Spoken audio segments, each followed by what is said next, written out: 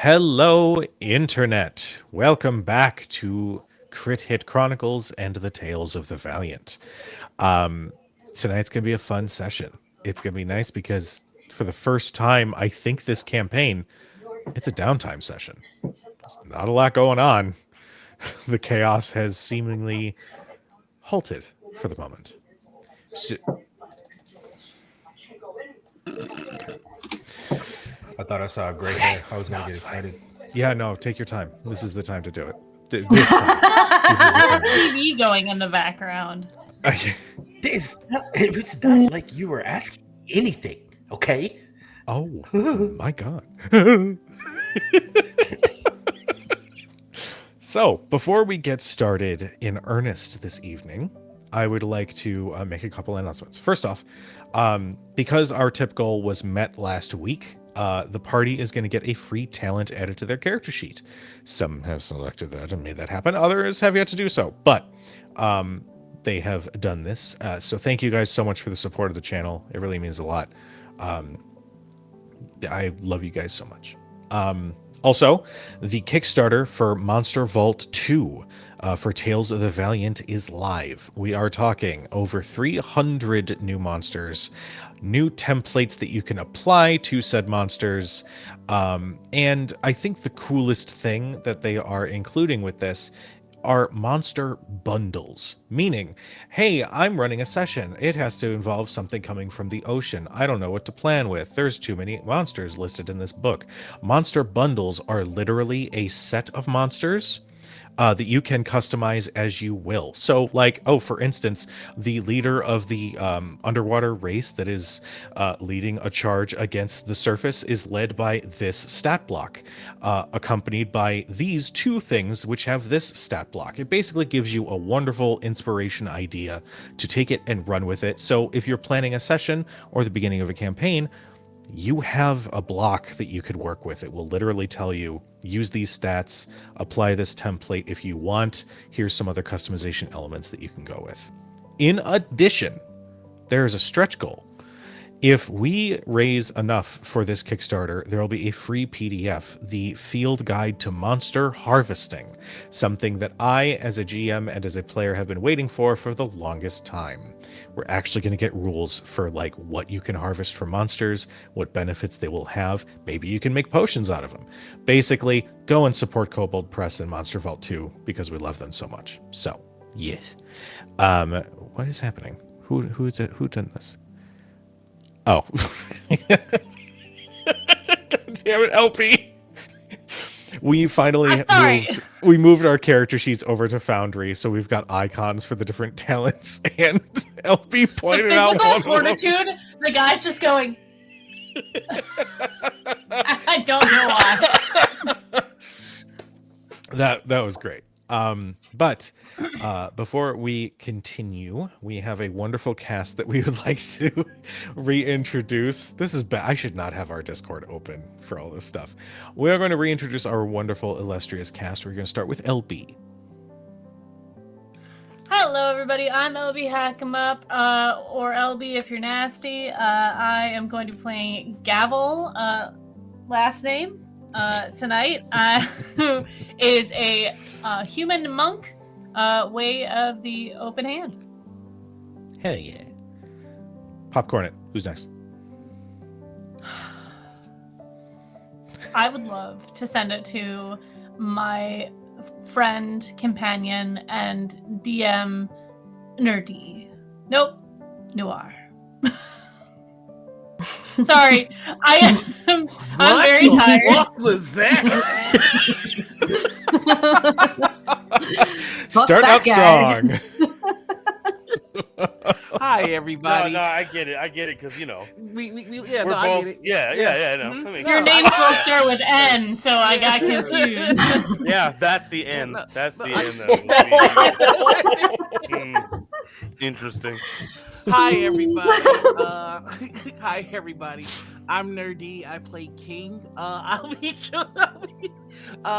super excited to be with you all for the limited time that I may be here. I want to see what all your fears are. That's me. I'm gonna popcorn it to Noir. Hi, everybody. I'm Noir. I mean, I think Ian should have taken it if we were just like doing a theme here. I don't Oh, we all look alike then, huh? Oh, wow. Damn, that's crazy. LB. Holy shit. Breaking news. That's wild that Erin would say that. Anyway. That could be recorded. So, I'm playing Sybil. I think I'm some kind of a tech bro. I think that's the general I'm vibe. gonna let Cobalt Press know, like, hey, Mechanist, fantastic class. We're calling it a tech bro from now on. And making great choices, friends along the way. Everyone's real happy with me, and yeah, I just think I'm batting 1,000 over here. The Sybil team is just nailing it, all aces. I'll send it over to I think it's Reba. Is that Reba? Player 4. Hey everybody, I'm Reba. I'm so happy to be here with you all. I'm just so happy to be playing these little games with these people every single Thursday. Hi, I play Marosha, okay, and he's a fighter. He fights. All his life he had to who fight. Works too hard, loves his ship and never stops. With a gentle hand and the heart of a fighter. Now, I'm a survivor. That's me. I'd like to shoot it over to my partner in crime, Butch. How am I supposed to do that? All right, hold on. All right.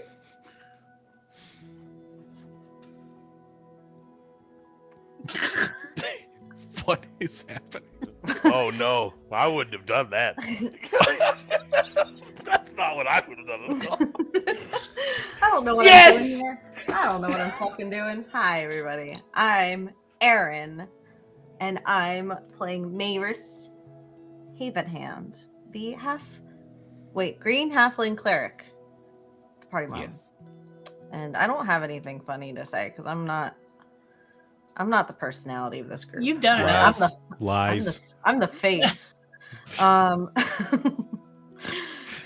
Back to you, Kujo. Wow. Back in the studio. I love this group so much. So, fucking buy dice from Modern Artifice 2. Forgot about that announcement. Use crit hit cron at checkout for 10% off. Yeah. When last we left our intrepid heroes, they had sailed to the Veiled Isle, an island off of the coast of Lothorne that had been covered in mist for centuries. After navigating through the castle, and after discovering a book that held the name of He Who Lies, and by uttering that name, removing his divinity, they ventured forward and managed to undo the curse that had been laid upon this land by Aetherius Lothorne, the true identity of He Who Lies.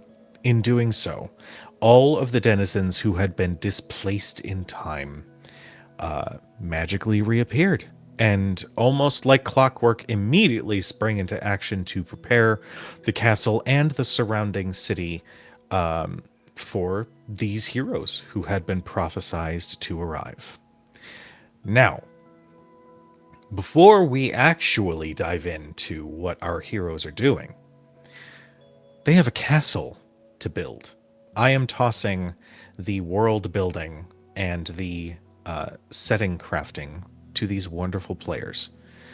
I have instructed them that if they go around, we're going to roll initiative, and if we go through the initiative twice to each add something to whatever part of the setting you would like, everybody's going to get one free stat boost, a permanent stat boost to their character sheet. So, let's go ahead and roll initiative.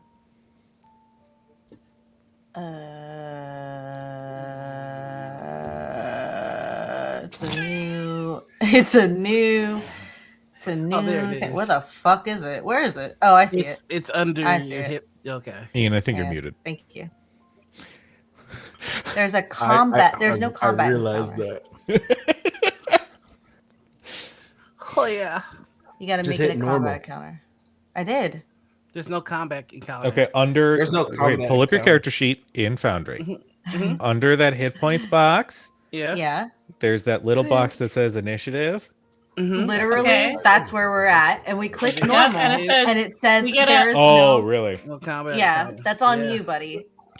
Well, Yeah, fuck you, fine. Kujo. Damn, roll. I just rolled You physical don't have dice. to roll digitally. You know the modifier. for Oh your yeah, physical no, dice. let's You just can- all use Oh, my Foundry so that we can all do it. But God. no, you don't have to. That's fine. got No, it. I'll just roll a dice. The whole Thank you for idea was saying it, character sheet Because management. I was thinking it this whole week.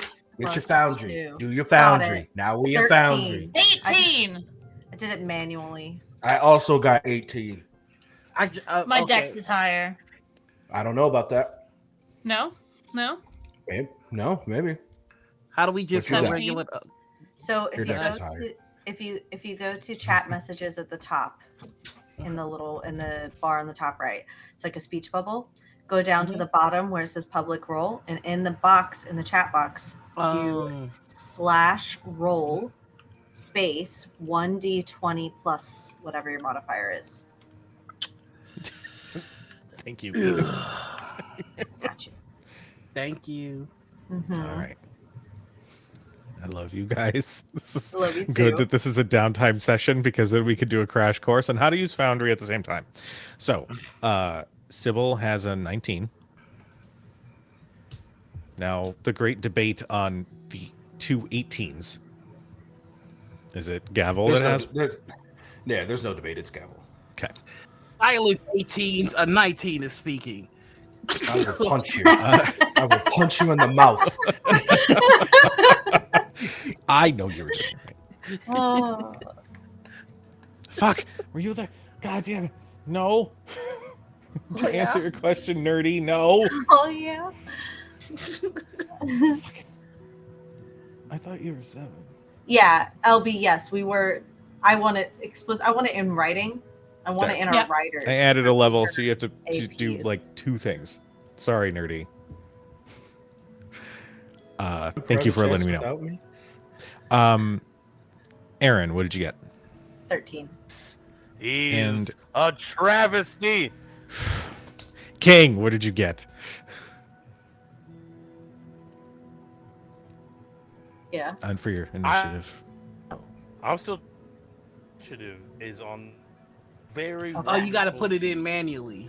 Yeah. It's in the middle. Okay. Okay. You ready? You ready, Nur-D? And when No, I you're do, good. Okay. I love it so much. In this speech, in the right hand side. I am. Shut up, Ian. Okay, so go down to the chat box and do /roll space 1d20 plus your modifier. Oh no, we got to start coding shit. You Listen, if you played Neopets like you did should have this done for when you were younger, character you know sheet how to management. That's the whole I reason. played Penguin Palace. code. Well, then you don't know how to code. I'm sorry. My document was perfect. You saw No, it. it wasn't. I fine. texted you earlier. You're like, half is on Shard, half is on this Google Drive sheet. And I was managing it fine. I'll let you all know that I have everything on Foundry the way I was supposed to. All right, You anyway, know so what? we're gonna move on. Shut the fuck up! Child. Shut Okay. up! Watch the star, everyone. Can we God damn it! Can we appreciate on Foundry that Nur-D typed out 1d20 plus your modifier? That's what you asked me to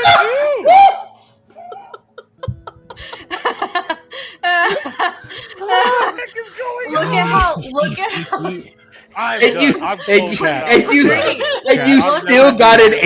18, and you You know what? No, I'm What's not even gonna say above this in you? chat. Kobold Press, all I asked was to roll initiative, and I have sown chaos. So please, it's No. fine. I would Look like, above I would like you. it to There's be no more known chaos. that I did what I was supposed to do. Okay, Nerdy. It's fine, Nerdy. DM You're the golden pet. child. Okay, Nerdy, Okay. what is your modifier to your initiative? I think it is +3. Okay, Okay. so Fuck! you got a Fuck! 21. Mhm. Yes. Okay. Okay.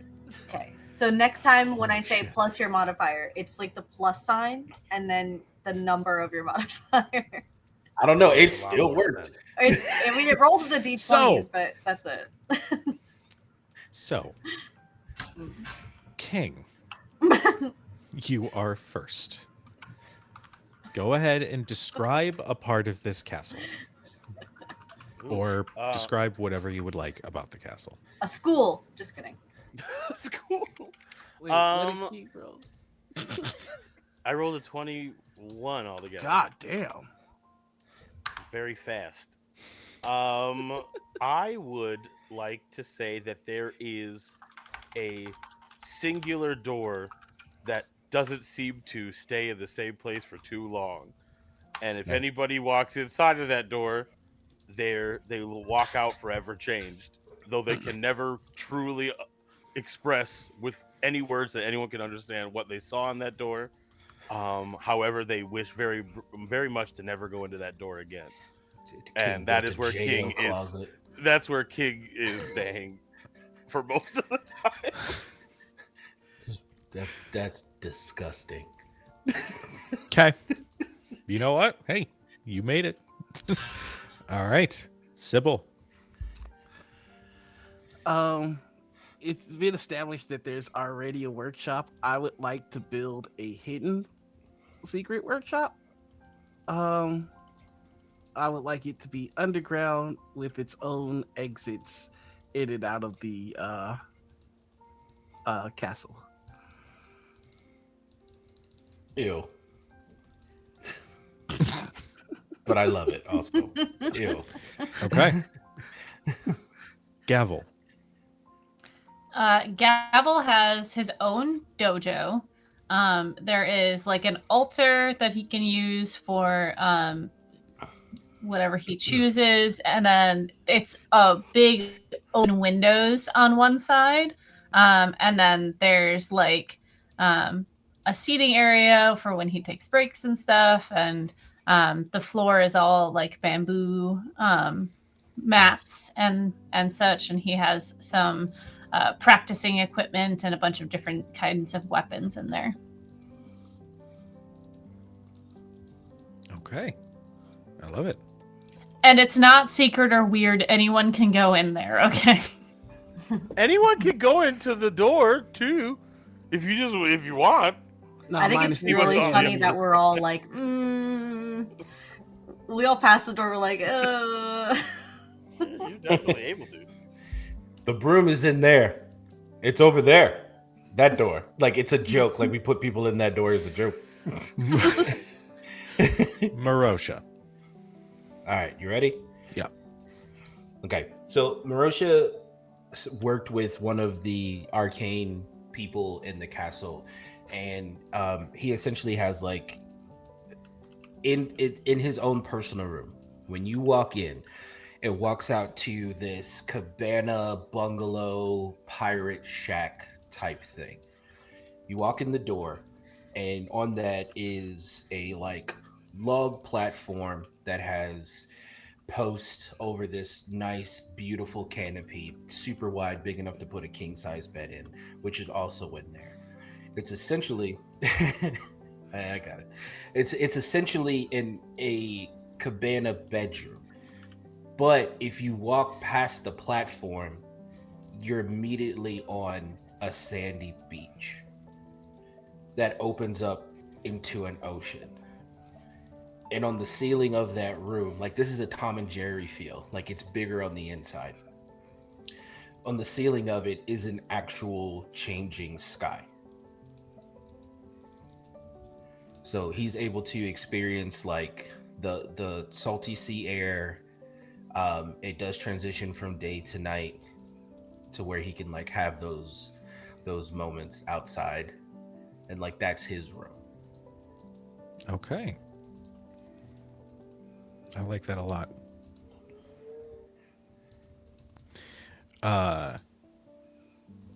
Maris. Apothecary. It's probably like a tower, like in one of the spires. There's like a. You know what? No, she wouldn't. No, she's not gonna fuck with those stairs. Probably like off the kitchen. There's like a like apothecary / maybe like a little hospital thing. Okay. People go to get fixed. Okay. Not like All right. Not That like is that. one. That is one full round. We're gonna go back up to the top. King.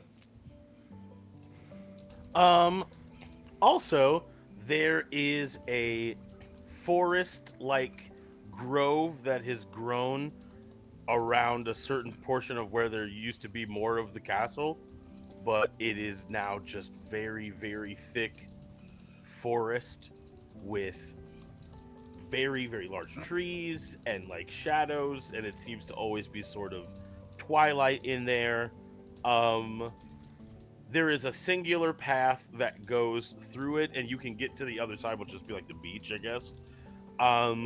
But the forest itself, you can hear things in it. If one were to venture, who knows what they might find? But there is a very large, spooky forest now that has just become a part of this landscape. Thank you for that gift. I like that. All right, Sybil. All right, I want to pitch your idea. I expect it to get shot down. Then I'm going to pitch another one. I expect it to get shot down. If it's a second secret workshop, which is even more underground, it's fine. I would like to weaponize the aura still exists outside of our area, the rapidly aging one.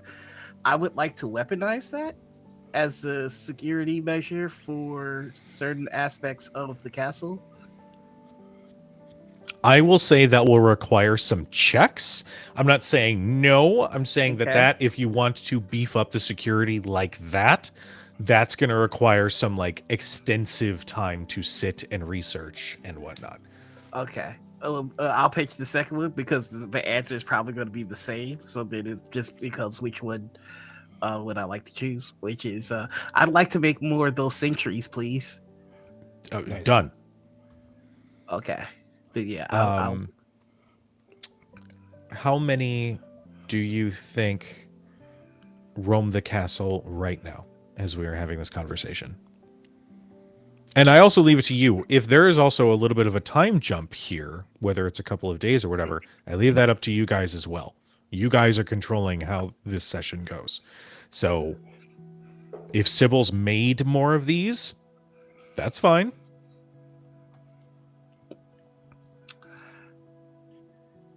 I was going to say like a baker's dozen. Sure. 13. Cool.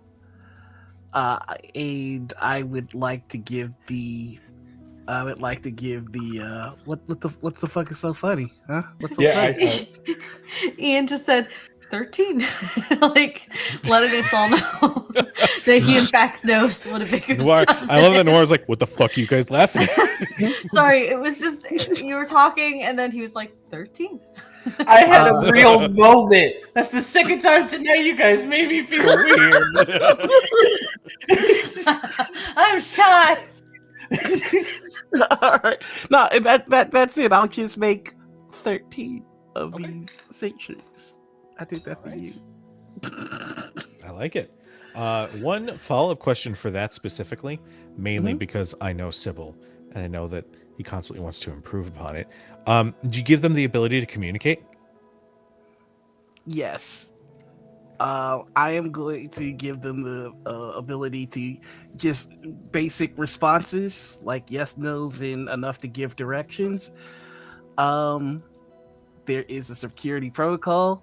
They are not allowed to attack civil, and the master override is given to Maris. Ultimately, Maris has the final say on what they are allowed to do or not do.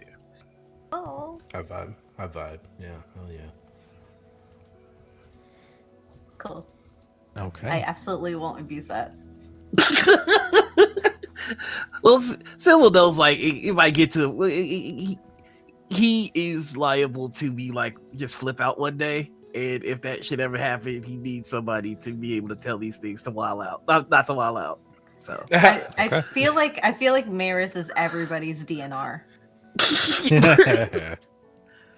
All right. Gavel. hey, is it DNR? Oh, Do good. not resuscitate. Yeah. I mean, like the next of kin. Like she's the one that tells them whether it's a DNR. Or Yeah. not. Okay, Sorry. Like, 13. that's our battle cry.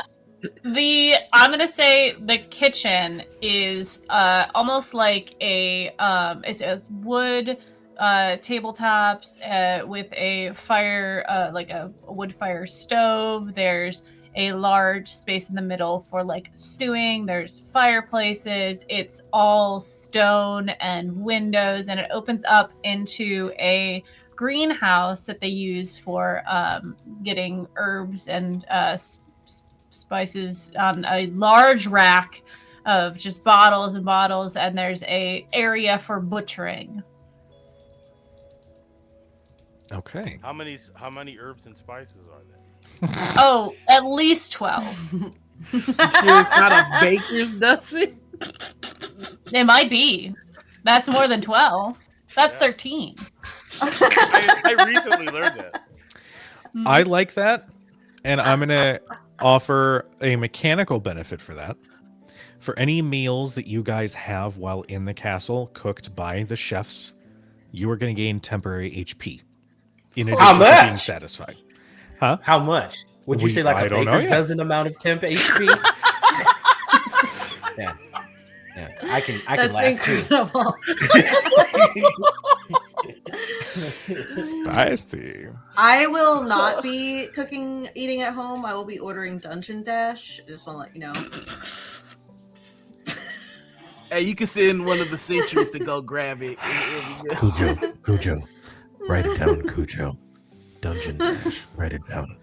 It goes to any room in the castle.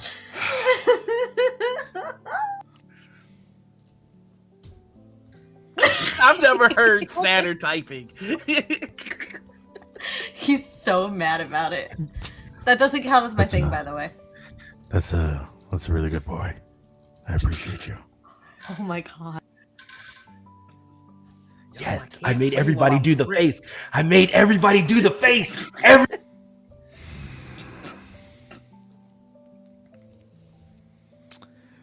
It's fine. Everything's fine. Hey, Marosha, it's your turn. Look at that. Or would you like me to use the Dungeon Dash as your second one? No, Good. I didn't come up with that. I'm not gonna take Erin's shine on that one. That was dope. So Marosha's actually been not missing, but he's been tucked away for a couple days. Like I'm gonna do a time jump if that's okay. So the same person that he worked with the arcane structure for his room, he's working with again on another room. So a little bit offset of the kitchen, probably farther down the hall, there is a large stone door. And there's no handle, there's no doorknob, but it does have like a arcane word open. Inside the door is what would look like as a very cozy tavern. There's 5 large plush wooden chairs that are on this large circular wooden table. Everything has this onset of brass and very like detailed filigree. On the left side of it, there is a long bar, like a steward's bar. And then, of course, it completely stocked with whatever you need, drinks, snacks, what have you. fancy glassware, the whole nine. Private bathroom. On the left side, there are 5 individually distinct doors. There's one door that has a very homey, cottagey feel, bright colors. There's a painting of the sun, and it's halfling size. There's another door that is a solid steelwork door, and you can tell that the set inlays took a lot of time, and there's a small mechanical lock on it. There's another door, but it's not really a door. It's kind of like a satin curtain that opens up by itself, and it has a fist. I'm sorry, an open palm on the top of it. And then there's another door that shows up when it wants to. And it's this dark, shadowy-esque door. It's in the corner of that room, and that's the only way it can be accessed. And on the outside of this room, there's a very small sign, very small golden placard that says the Boulade Bodega. Oh my god. And the front initial door can only be accessed by those who have the arcane word, and it changes based on the meeting or the arcane word from Marosha. The doors on the inside are specifically linked to Gavel, Maris, Sybil, and King, to where they can only access it. Nobody can go in and out those doors except for them. And this is a private space for the 5 of us to come, to commune, to fight, to plan. That's just for us, and it is protected. You cannot hear in. It cannot be scryed upon. You can't teleport anything in there. And if anyone is doing any type of magic to keep themselves concealed or to lie, including the people who have the words to it, it is immediately dispelled.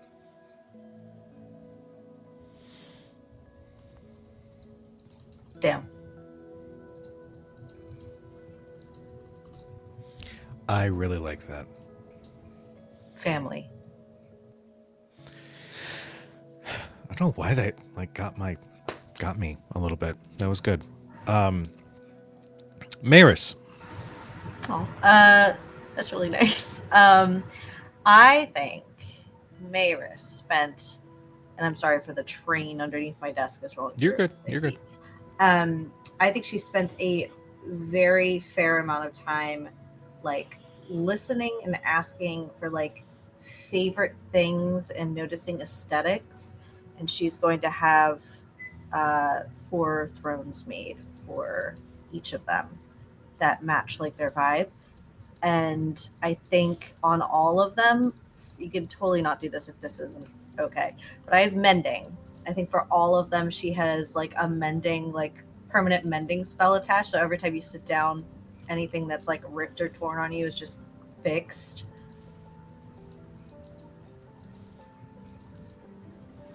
I feel like that would probably annoy Gavel a lot, but I don't think she really understands that. I like that. Where are these thrones located? In that room. In that. Okay. Yeah, So you're adding on to that party meeting room. Yeah. Okay. I think she probably kept one of them for herself, whatever the most frugal, easiest one looked like. She'll keep that one, but then she'll have brand new ones made for everybody. Okay. With this in mind, we've gone around twice. Everybody can put 1 permanent stat boost on your character sheet. Whichever ability you want, you get a +1. I'm also going to say that if you have a stat that's at 20, I don't give a shit about the rule that says, oh, you can't do above 20. You can go above 20 with this bonus. Oh, yeah. So, yes. Can I forego my bonus to add another thing to the castle? Absolutely. Sweet. I shall. Gotta figure out why you're so quiet, my friend. I don't know why I'm so quiet either. Here, I gave you a Hello. big boost on my side. Yeah. Am I boosted? Do you hear me more? Can you Yeah. hear me now? Sweet. The one thing I wanted to add to the castle is as you continue from the path, at least to the beach, if you were to walk alongside the beach, you would find your way to a cave. And as if you walked into said cave for a little while, to the part where the cave darkness is the most darkness, you would end up finding a pool. Just a pool of very clear water, and that water is warm, like you can see the steam coming off of it, like it's being warmed by something, and there is low light, like it's like small natural light, but you're not exactly sure where the light's coming from because you have to walk through the darkness to get there. And a big old fucking rock face, it's like sheer rock, like a cave, and on there is a bunch of cave paintings. These seem recent. These seem like like cave paintings, I mean like figures of people and things, and all up and down the wall in all sorts of types of ways.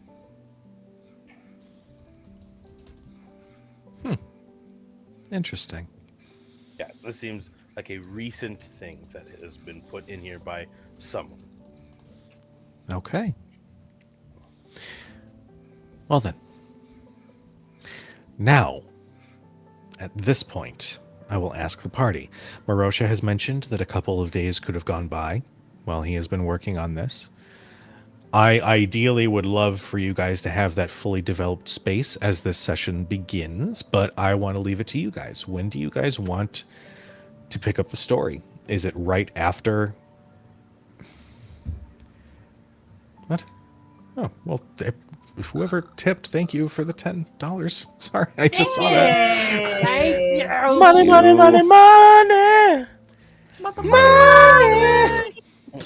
We love you. Thank you. But I leave it to you guys.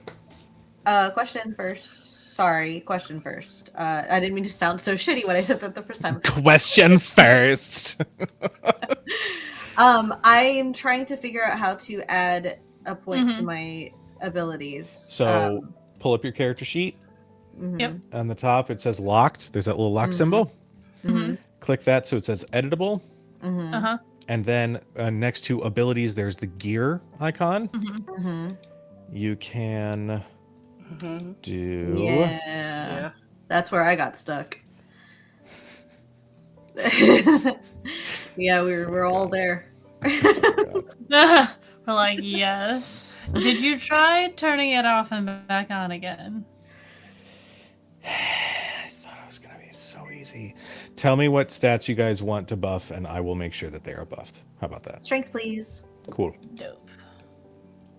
So treat your stats as though you have that bonus tonight. Okay. Sorry, guys. That's okay. It's okay. I know that Gavel would want to have a conversation with Marosha. I assume it's been a few days, maybe 5 days or so max. But he would invite Marosha to, he's, like, oh, this is when I train in the afternoon. Just come into my dojo when you get a chance, and we'll have a chat. Okay. So, Marosha, as you approach the dojo, you can see many of the servants in the castle are busy at work, making sure that the hallways and everything are kept clean. Good day. Good day. Good day, Marosha. Everybody greets you. But there are 3 individuals right by the door of the dojo who keep peeking in while like it doesn't take much to realize that they are finding any reason to stay near the doorway and glance inward. Or Marisha goes up like behind them like as they're peeking and like peeks in too, and he just does this. He's like,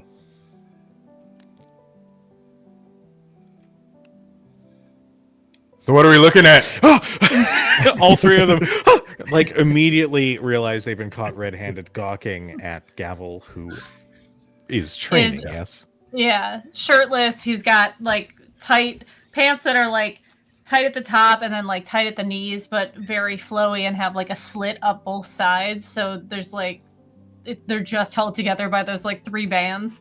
And he's got his quarterstaff and he's just like running through different like katas and moves and stuff. The three oh go ahead. Yeah. Oh no, I think we're going in the same direction. Keep going. The 3 immediately like straighten up like we're just finishing cleaning. We now that this area is done, we should move on. Thank you, sir. You know, fellas, people, fella. Okay. You know, fellas, if you just asked, I'm pretty sure Gavel would either let you train or potentially have an audience, whatever your bag is. In addition, I can also do that, and I can do it with my shirt on. It's not as fun though. Y'all have a good day. They quickly skitter down the hallway as you enter into the dojo. Yo, Gavel. This is This is peaceful. Thank you. I find it so as well. He's like just like shining in sweat and kind of like flicks his hair out of the way. I think I like look to see if there is a towel or a rag to like toss at you. Did you know you had an audience? I'm pretty sure you did. Oh yes, sometimes they come in, have to clean and such. Usually there's more than 3, but must be a slow day. Oh. Such the popular person. I assume there's like no chair or bench to really sit on. Yeah, there's like a little seating area for like there's tea there for like relaxation. There's probably like also pillows on the floor to sit on. Floor, chair, which one are we doing? I need to finish stretching if I'm done for the day. So take a seat and I shall relax my muscles. Great.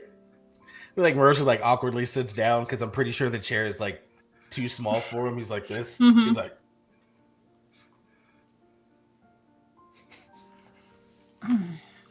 it's not big guy certified.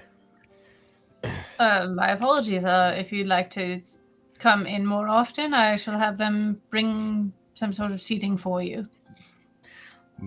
No, that kind of actually leads to a thing that I have for everybody, but that can wait. You said you wanted to talk to me. Yes. There was an event that happened before we released this castle from the enchantment, and I wanted to see how you were faring after the event. What, are you talking about that big mechanical thing? I thought we took care of it pretty well. Yeah, no, I was speaking of the thing with your god. You're talking about the thing with Sybil. Right. What about it? Well, your life up to this point has been chained by this god, and it is no longer, so it's a big change. Okay.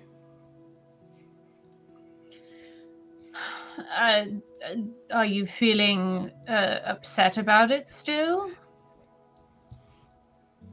About not being chained to He Who Lies? Whatever the hell their name is? About the situation as a whole, yes. Yes. Yes. I am upset. All right.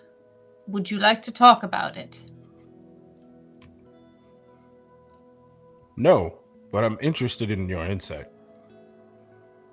My insight? Yeah. I have no insight. That's why I'm asking. Okay, so all right, and you can see that he's purposefully keeping his answers short Yeah. with you. Mm-hmm. He's like, okay, so you asked me to come here to obviously see how I'm feeling about the interaction between Sybil and I because of He Who Lies. I'm upset. All right. And is there any way I can help you not be upset about it? What do you think you can do? I don't know. That's why I'm asking. Well, I mean, Gavel, you're offering to provide me assistance in this. I don't know what assistance you can provide. So I'm asking you, what do you think you can do to help this? Well, in previous situations, being a mediator for the two of you has helped, I think. But honestly, I'm doing this because after my family and my whole civilization was murdered, you asked me something similar. I'm returning the favor. Yeah, well, at the time, and still now, I do have an idea of what I can do to help you with that. You don't. Oh, right. So you would. So you need me to come up with an idea of how I could help you to patch things up with Sybil? Yeah, maybe it'll help me find out a way to get past my anger. But right now, all I feel, it's not even anger anymore, Sybil. It's Gavel. See? I'm that upset. It it's not even anger. I'm hurt. I'm frustrated. The relationship between Sybil and I is weird, right? But no matter how weird that relationship can seem, at the end of the day, he's still my friend. He annoys the hell out of me. He makes terrible decisions, smart as a tack. There's no problem that he cannot solve. And he is more useful than he gives himself credit for. But he is naive and arrogant and stubborn and sometimes selfish. But I still love him. So right now, I'm just going to sit in my frustration. And if he decides that he wants to hash this out with words or with fists or with his machines, then we will have at it. And if I'm not dead, and if I don't kill him, and we are able to breathe after that, whatever it is, I will walk to him, I will give him a hug, and I'd probably smack him in the back of the head. All right. My other question. Right now, please. Well, no, I'd need to know what right now is. Hello. Oh, does that cat come with the dojo? He's just been here the whole time. I don't know. He keeps meowing at me and asking for pets. He likes you. Why? Good. It's good to have that. I don't know. Maybe it just likes your aura, right? You're a monk. You have aura. Everyone has an aura. Monk stuff. Maybe you just bring off a very positive vibe. You know, some people say if cats take a liking to a person, that means a lot. I'm not a cat person. I heard cats go to those who don't like cats. Match made in heaven. But right now, I'm I'm stuck in my frustration, and I hope what I consider to be a gift can help with that. And again, I'd like to show you all that later. All right. My other question was, how long do we intend to stay here? I thought about what you talked to me about earlier, a while ago now, about what I'm going to do, and I think I've made a choice. And that choice is?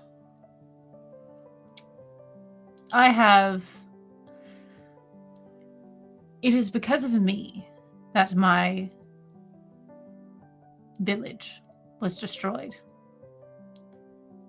And I feel that I have a obligation to reconcile with that.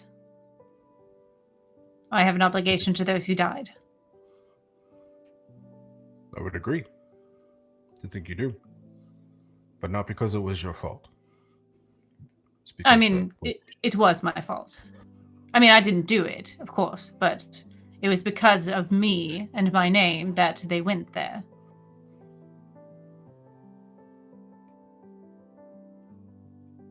If you're looking to seek retribution or penance, I'm more than willing to help in any way that I can. Thank you. But I think staying here is not going to achieve that goal. Not in the immediate. But that's going to take some time. Which we can have. But I do think first there should be a meeting of the minds collectively. So that we can all figure out how to help you. You've walked with me this far. It's only fair that I walk with you a little further. If you'd like. I feel I'm very capable of achieving my goal by myself, but I think traveling with you all will be necessary for my retribution, my penance. Understood. So it seems that we are needed. Yes, I suppose. I suppose. Was there anything else, Gavel? I don't want to no, interrupt. No, actually, I think I'm finished. He kind of just calls out to the hallway. Whose turn was it for washing me? Like, you just hear as like 4 different like personal servants like wrestle over each other before one sort of short girl with like ringlet red hair finally like pushes past everyone. Yes, hi, that would be me. And she like pushes somebody's face out of the way of the doorway so you can't see them. Shut up, it's my turn. Wonderful. Draw a bath and I shall be in there shortly. Wonderful, delightful. We'll be right on it. And she like gives this like to those outside in the hallway before she moves in towards the bath area and does as you ask. I walk past the young woman and I go, hey, don't be gentle. He needs a deep scrubbing. Thank you very much for the advice. I will adhere to it just that way. Erin, is it? That's your name? Yes. Yeah. That is my name. Erin. Lovely red hair. You have a good time.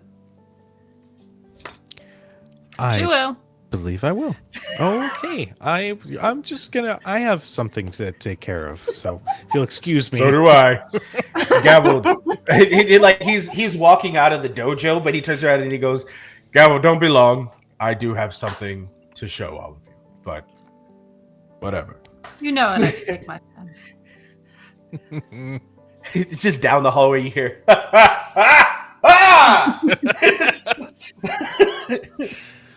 All right. I have things. Go for it. I'm going to grab one of the engineers of the castle, Okay. and I'm going to say, "Excuse me, sorry, hello, Yes. Hi. hi." It's just like a So, wiry-looking man with thick glasses. Well, hi. How can I help you? yes, sorry. So I know Sybil has a secret workroom somewhere here, and I'm pretty sure that workroom has a workroom inside of another one. Can you take me to the entrance of just the public-facing workroom? Yeah, I could do that. Just follow me. And he'll this balding man wearing these thick robes that like sort of slough off of his shoulders. He has to keep adjusting them. Leads you down. Does to he the walk basement. a certain way? Does he walk a certain way? Yeah. Yeah, he kind of does this like. I think halfway through, like Marosha does the walk this way, and they start doing it, and Marosha's just like, So he's just having a time. there was actually a workshop that was made of what? What? It's it was made after the arcade.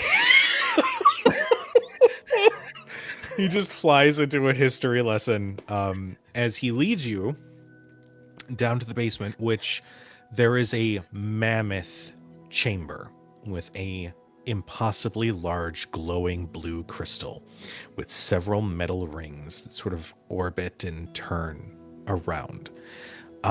He explains that this is the arcane engine. This is what provides the island, the barrier, and keeps everybody within safe. Master Arhu was working on trying to improve it, but unfortunately he didn't quite get to that before he had to move. But in this door, And he leads you to a hallway to a large set of double doors. this is the only workshop On the grounds of the castle. Yes, we only need one. right. Right. So, do you need anything else from me? Sybil's finicky. How has his attitude been lately? I mean, he's been hard at work. He's made several more of the sentries that currently patrol the island, which has taken a lot of time. Well, it should have taken more, but he took to understanding the build of the original quite quickly. So, Yeah. How many did he make? but 13. Oh, a baker's dozen. Yeah. That's good. I don't. We sort of collaborate on some projects if he has questions or anything, but I haven't really talked with him about any personal matters, if that's what you're asking about. When he's working, is he like an inch and a half away from the bench, squiggling his nose, kind of like mumbling a lot? He does that on occasion. He's still pissed. Thank you. Does this door have some type of doohickey thing? Do I need to do a dance or something to open it? He just reaches out and pushes the door open. Oh, good. Standard. Thank you. No problem. I'm gonna go back to my post, and he Waddles off towards where he was working before. Good. Just open the door. But not like, but just like.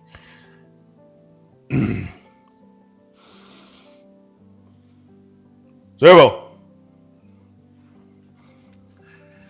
Sybil has like welding goggles on. The talent that I took was aware, so he's incapable of being caught by surprise. So as soon as the door opens, he says, "Attend hut," and there's a sentry right by the door that gets it ready to strike it open.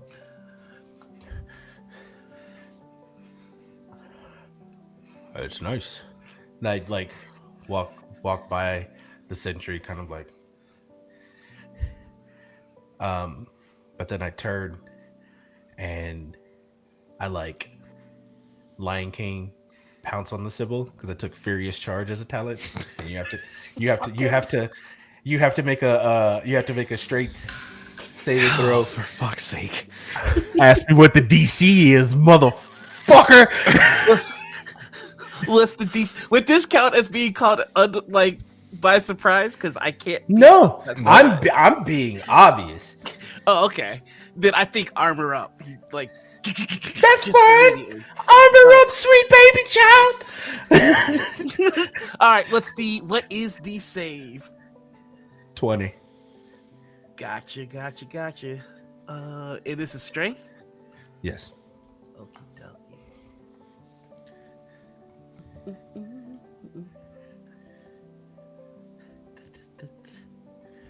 I'm gonna fail this. Yeah, my strength is -1. I rolled an 8, and I'm just gonna go. Barossa Protocol Alpha C minor.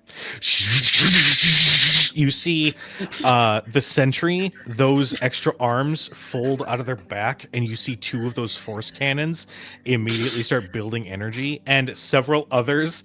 I like the idea that there are others that are still being made. So just the pieces like immediately start moving, and like some fall off of the table, some like position themselves so it's just an arm. Yeah, But you hear how far away is the sentry from where you're working, Sybil? So he took the aware feat or talent because he is paranoid. So it would have been it would have been close. Kujo, what's the size of the sentry? large. Beautiful. Do I need to get combat music going? No. But I'm taking this for a spin, if you will. Sybil, in an effort to, because I can take 2 options on this talent. In an effort to not knock you prone, I use the other option and I switch places with a creature that is bigger than me. Gotcha. And so now the sentry is pointing the cannons at you, and he's just behind you, just going, "Ha ha! Woo! That rest did me well. Get up, get up." He's gonna get up. Okay. He finds a barrel and he kind of just sits on it, kind of similar to how he was sitting with Sybil in the workshop on the ship, and he goes, The sentry is still armed, so it still like aims back at Marosha, and it's like here. He's just. So I see that you're still upset. I don't think that's the right word.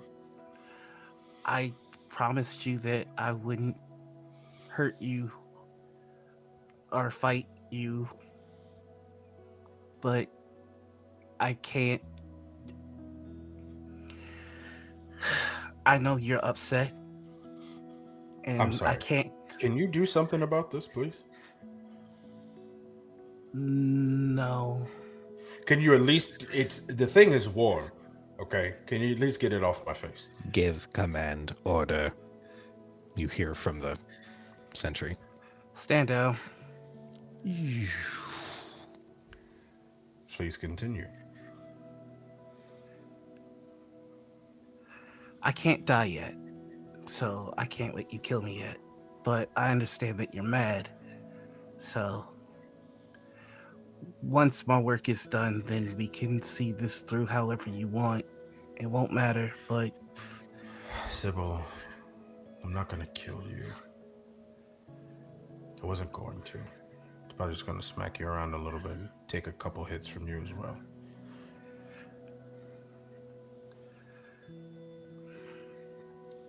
I found the solution, and it's messy, but after I get done working on fortifications for our territory and some ideas that I had for your ship, I then can feel safe Sybil. in knowing. Sybil, I don't care. I don't care. I really don't. I never know what you're doing. You're too smart for me to even sit and conceive it. But what I do care about is I know that I can trust you to keep us protected. So I don't care about the fortifications. I don't care about what you're going to add or change. Do it because you think it's correct. I am furious with you, but I really can't allow that to separate us. I'm sorry.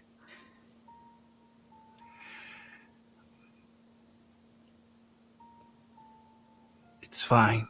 You were right. And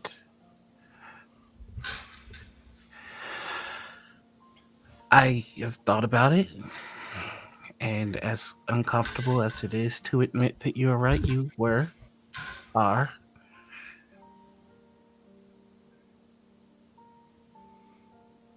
So is Jasper. And I have been trying to take the path of most resistance.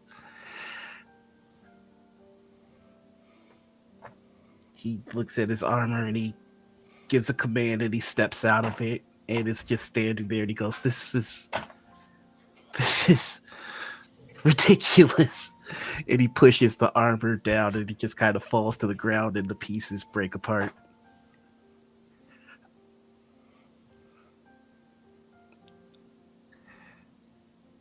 You're right about me being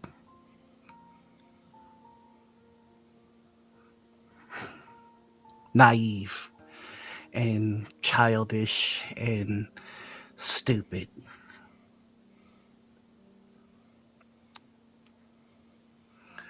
So I'm not going to be those things anymore. I'm not going to play a Kingsman. I wasn't built to be that. I'm going to build myself to be something better.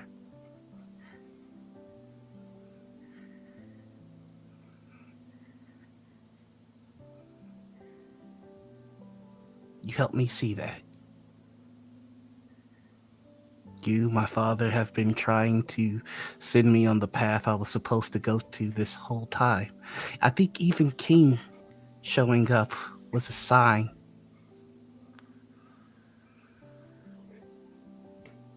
I'm playing with toys. He who lies knew the right materials to build with. So I'm putting my toys away.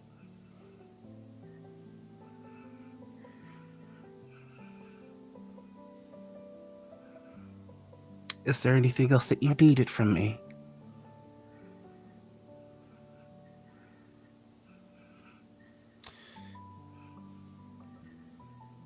My father was a fisherman. He did it his entire life. It was what he was passionate about. He loved waking up extremely early and pushing his boat off of the sand into the middle of the waters and casting his net. That stupid net. It had so many holes that were repaired with twine and this sticky tack thing that would always come loose. And I remember asking him, why won't you change that? I built this. Look it. This has no holes. It has no net. But we can still catch the fish. And he looked at me and he said,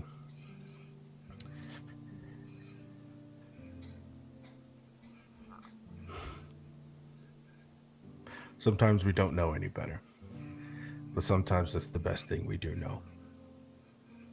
And then he kept using that net. And Marosha goes and he picks up the helmet from Sybil's suit that's on the floor, and he holds it in his hand and he goes, although in that situation I probably was right. What I had was newer, it was shinier, it worked better, and probably for the best thing to get the most, but I didn't know what was best.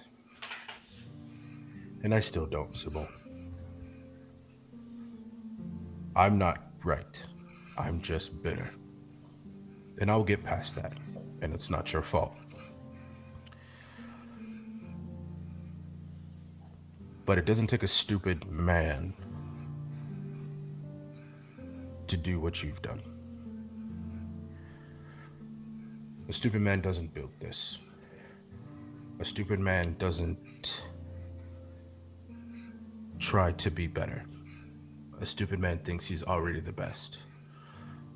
And for where I'm standing, Sybil, I only see one stupid man in this room, and he's the one holding the helmet.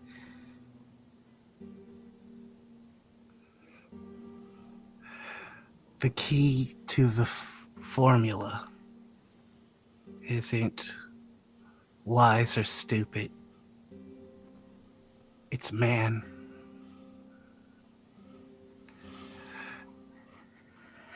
The key to the formula, Sybil, isn't something that I've said, but it's something that's felt. And I hope you find that. I can't help you with that, nor do I want to, because it's not for me.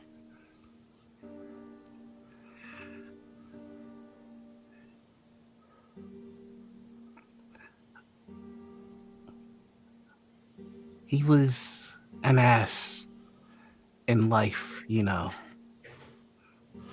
He My who dad? lies. No, he Oh. who lies. I've been reading, learning to see if divinity truly changes a person. Regardless of what I found, it was a risk that I am willing to take.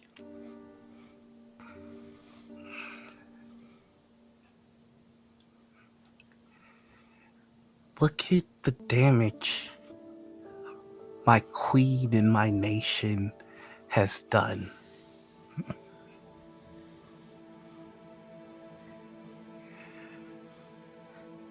I'm going to fix it. All of it.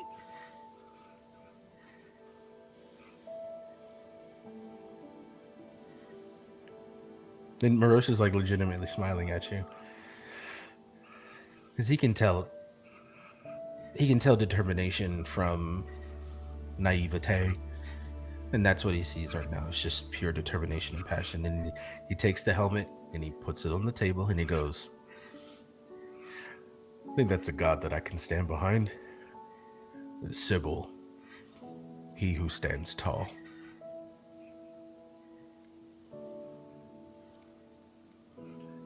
I'd like to think that I'd be he who learns.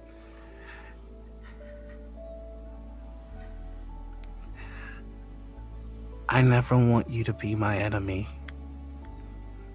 Even now, the Marosha protocol was just to sap your strength and to drag you wherever you need to be that's away from me. I have to do this. I have to finish what he completed.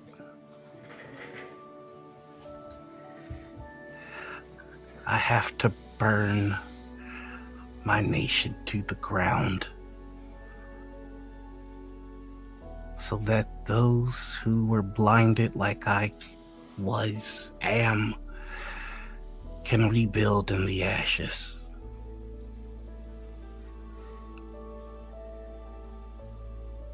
I was never good at being anything.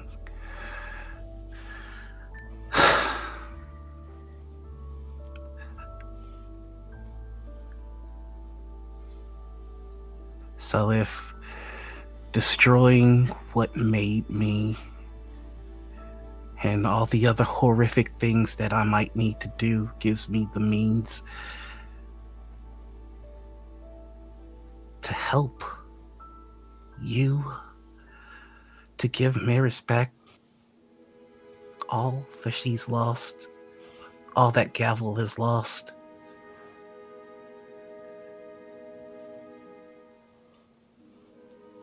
Seems a pretty simple calculation to me.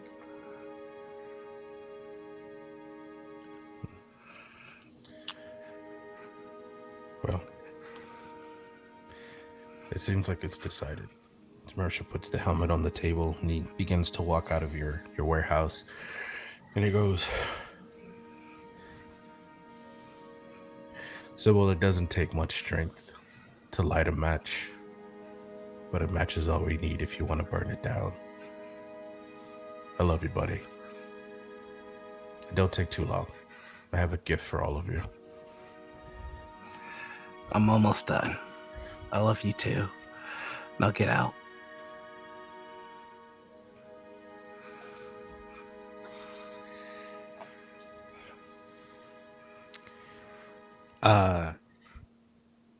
Marosha, as you head out the door, do you close it behind you? You are muted. Yeah, that's only proper. Okay. As you close the door and then turn, you see Erin. Looks like he was about a couple steps away, and he's like, "Oh, Shit! sorry, didn't mean to." What do you scare want? you." This is scary. Well, judging by the fact that you're not covered in blood and that you're breathing, I assume that you both have finally talked. We've had words. Yes. That's good. I wanted to thank you for everything. I'm in a much better and safer position than I was when you all found me. And I understand that it was a bit of weight added to your journey. So I apologize for that. But at this point, the door is always open for you and yours. Whoever needs rest or respite, they can find it here whenever you need. I assume you're probably going to be shoving off soon. So, Oh, you're talking about the castle. This is our castle. We're respite when we need it. We're in this bitch. What do you mean? I'm sorry. Did I miss something? I just didn't want to assume. Oh, okay. That's fine. We've already made rooms and shit. Like, I didn't think there was like, you didn't see us. It's been like a week. We've been Joanna Gainesing our ass off. Wow. More shiplap. No, I haven't been out much. Turns out when you find your people, you suddenly have to go through a lot of knowledge, training, and whatnot, and schooling to make sure that you can lead people well. So I've been... Marissa gestures at Sybil's warehouse door, and he's like, yeah, I know. Well, I just wanted to say thank you. Is he busy in there? He is. Okay.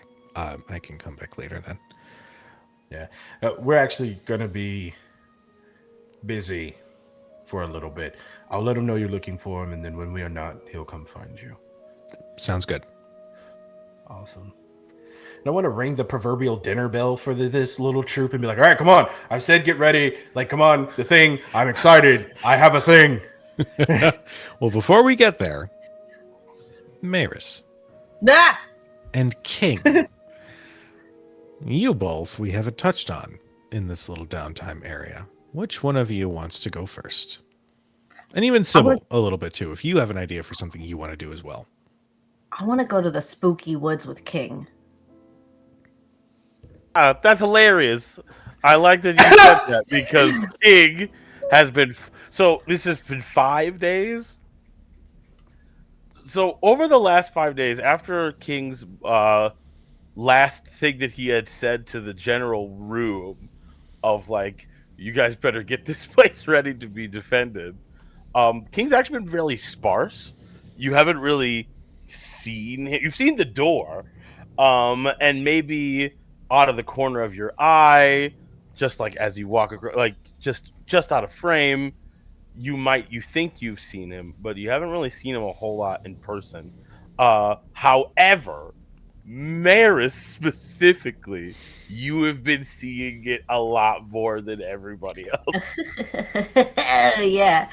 Hell So yeah. that is great that you decided Fuck yeah. to spooky woods it up. I think what Maris is doing is she has been, as she's doing the whole I'm making everybody a throne thing, she's been like also keeping an eye on King based on what he said last. And I think every time for the past several times she's gotten a good beat on him and is like gonna follow him and like see what he's up to, he's slipped away. But like this time she's able to like, I got it this time. So she's like, she has fucking captain with her, and she's like, she has like a little basket she's gonna go foraging for as an excuse, but she's like following King into the woods whenever that would be, if that's something that he would be doing. Yeah, King, you will see King slowly just kind of sauntering across the path. And if you're following, he would disappear quickly. Though you would hear this. Oh, I've got you now. She's like looking. I think she's gonna stay right off the path, but like do little halfling ingenuity, like sprints from tree to tree and following the voice. And yeah, I think she's like, I don't think she's keeping any sort of like spell cast on her to be stealthy or anything like that. She's just going on pure curiosity. I think that as you're peeking around the side, you see King just sort of standing and looking at a particular tree back to you, and they haven't moved in a minute. I'm gonna get just a smidge closer. Just still looking at said tree.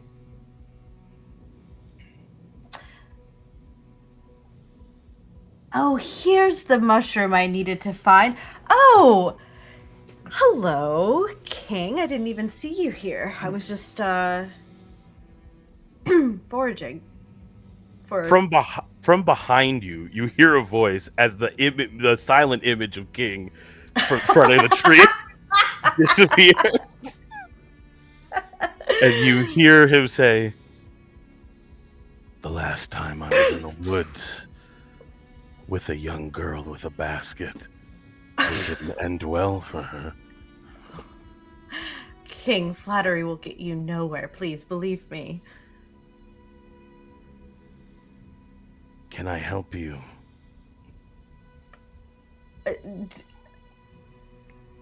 Yes. Yes. Please. I am making a tonic for Marosha. Absilarosha. No, Is this Marosha. the new person we've met. Marosha needs a tonic made of mushrooms that are only found here in these woods on this path. That's very convenient. How can I help you? Would you like to join me? Yes. Yes, I would. wonderful. And I like right in your chest the basket. Just start walking. King will, the large hand, claws around basket will be silently following behind you. You do it. You feel it on the back of your neck. Oh yeah. She will absolutely not react outwardly to that, but she's like, "Oh, this was a stupid idea." So, King, when have you decided if you're going to join us indefinitely? Yes, I have decided. And you are going to? This tonic that you're making for Marosha, what does it entail? Oh, just gathering and grinding down ingredients and mixing and the actual giving of the tonic, of course, to the proper recipient, and then following up a few days later to see if it worked. What do you think ails him exactly? Shit.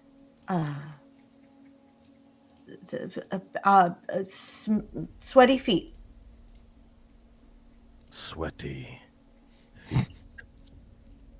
It's the leather is cracking in his shoes quicker because of the sweat and starting to smell, according to Sybil, who's been complaining of it, and he didn't want Marosha to feel poorly about himself, so he let me know, and I would appreciate if you didn't bring it up to Marosha. He's, a sensitive boy, and this should help. So what I'm hearing is you'd like for me to do you a favor. Just hold the basket. Yes, but in not telling Marosha of this sweaty feet issue, I would be doing you a favor, yes? I mean, you'd be doing all of us a favor. Marosha, his tantrums, how he can get kind of emotional about things, and... Yes. Right.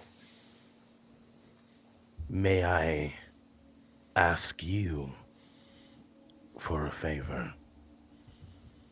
Of course. A favor, respectfully, King. A favor as in we are family, so we do things for each other, or a favor as in what we experienced the other day? King is gonna walk up to Maris, still holding the basket. The vast difference between them is staggering, though he will lean down, looking at her, blotting out the light from behind them, the tree canopy being thick and gnarled, and looks down at this small halfling woman and says, "You consider me your family?" Yes. Is that hard to believe? I am surprised at this. Why? Because you're terrified of me. Right. I think we all have family members who make us a little uneasy, but you haven't hurt me. Right? You wouldn't hurt me. King is going to lean down very close now. It's weird because he is so much taller than you, but it's face to face. He says, You think I wouldn't hurt you? Do you have a reason to? No. Okay. And you came here alone, the one who heals the rest. If anyone wanted to, here in this dark, alone, desolate woods, you would have no recourse. You wouldn't even be able to scream in time. I would think I could handle myself. And her staff kind of like sparks at the end.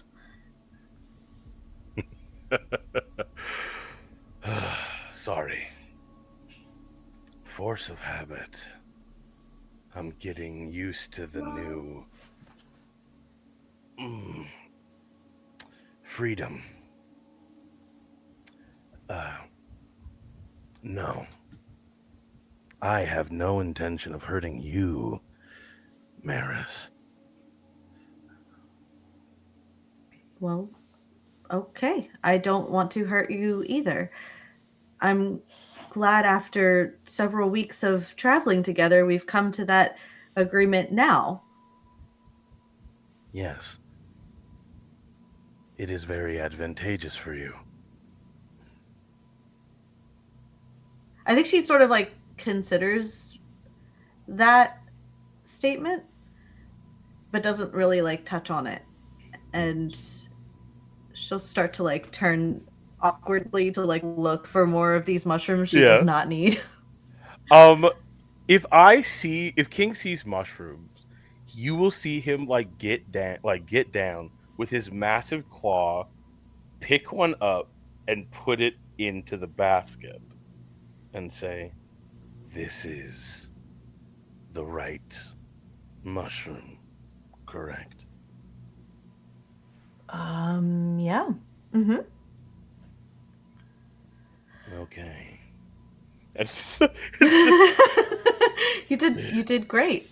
We need about 24 of them. all right. And Skitterbark is gonna fly out from the tree, like running, and is starting to just grab up mushrooms, kind of eat them, and then spit them into the basket. Oh, lovely. Good thing it's lined with cotton. It'll be absorbent. Just for added bits, Captain has like crept out from underneath Maris's collar and like crawls down Maris's arm to sniff Skitterbark, this teeny little golden sprite-looking carbuncle creature. Skitterbark will also be sniffed and want to play immediately. You know, there's a really precious part of the garden outside that I carved out just for the fey creatures and sprites if Skitterbark ever wants to play with Captain. I'm sure that he would like that. Ooh. Oh, go ahead. Captain like disappear, like you just see this golden trail like Tinkerbell like take off through the woods. There's two barks, and Skitterbark is Yep. teleporting around, jumping Cool. off trees, and running after. Great. It's exactly the hope. King is going to look down at Maris. And he's going to take a deep breath in.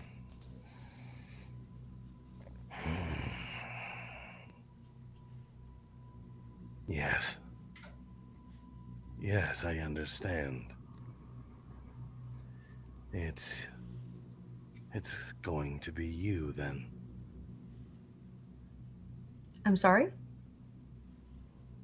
King says, "We are companions, correct? I have helped you find your mushroom, correct?" Yes. Several. Several. at this point in camaraderie, it would be appropriate for me to ask a favor in return. Yeah, you can always ask for a favor. And you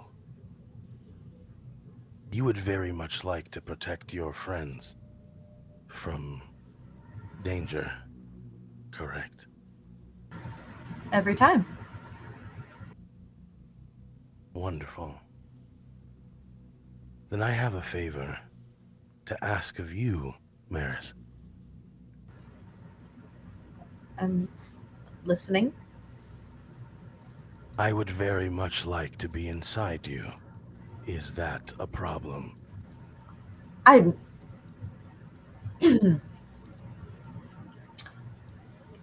King, I don't know. I'm flattered, but I'm a widow. Yes, I am aware.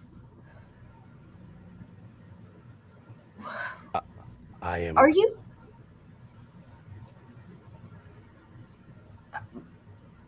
What do you mean?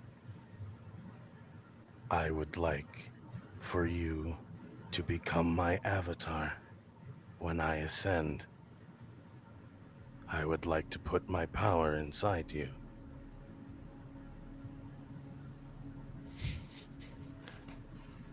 Does that What?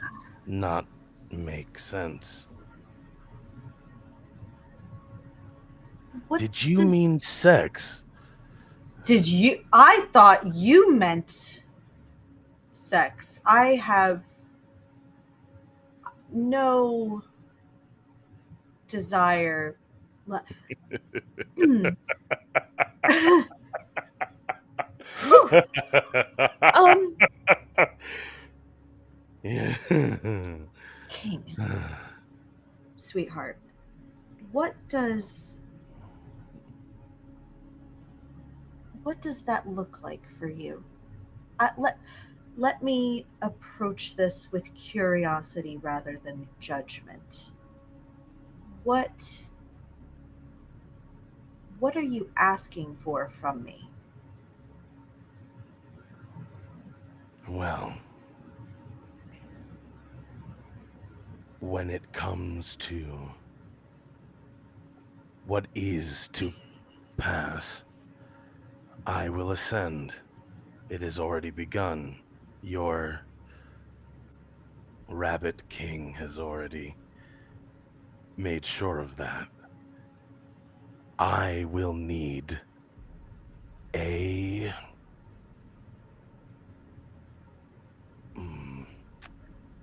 I will need an avatar, a wielder, someone who operates on this plane with the mundane. And you are the perfect candidate. Why? Isn't it obvious? You master fear. No, I am very well acquainted with it. I cope with fear. Yes. Yes, you do. This is happening sooner than later, and while if I were to travel the plane to find a more suitable avatar, to be honest, I think that you are the one for the job. King, are you dying? Oh, that's funny. No, I can't do that anymore. Thanks again to your Rabbit King. No, I am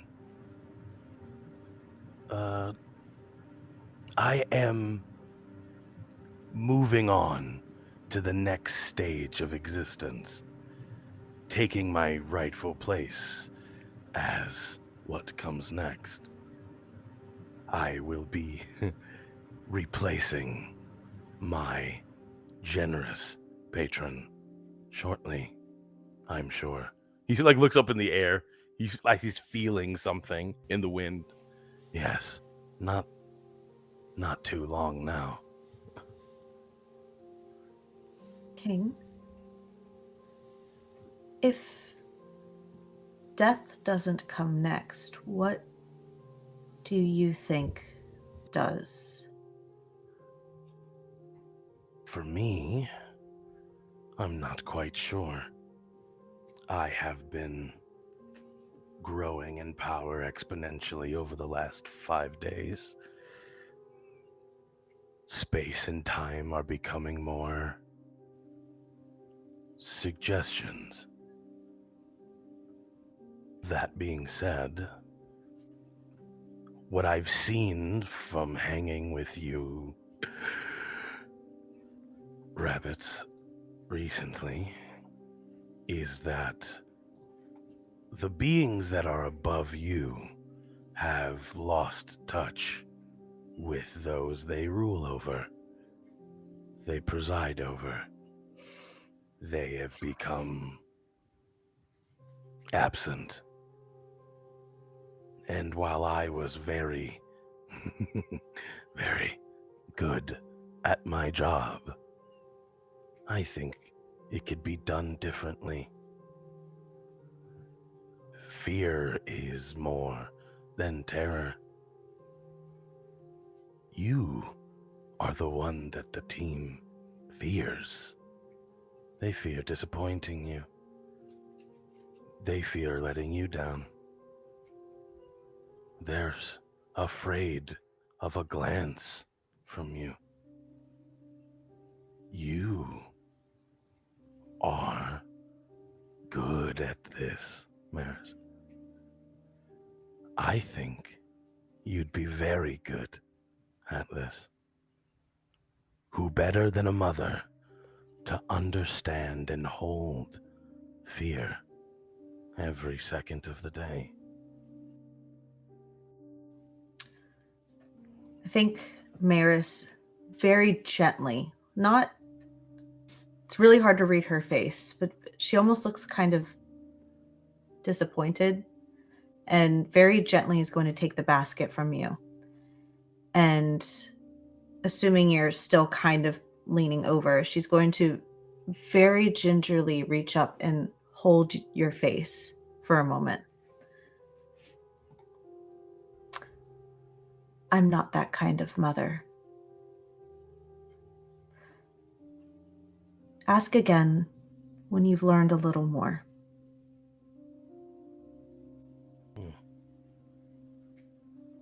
King will stand and straighten himself up and said, I will ask again and again. And when I learn more, I will ask a third. No. I've decided,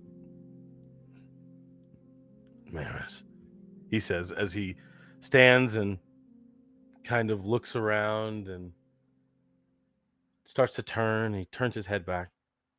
No, I will figure out what I need. But it is you, Maris.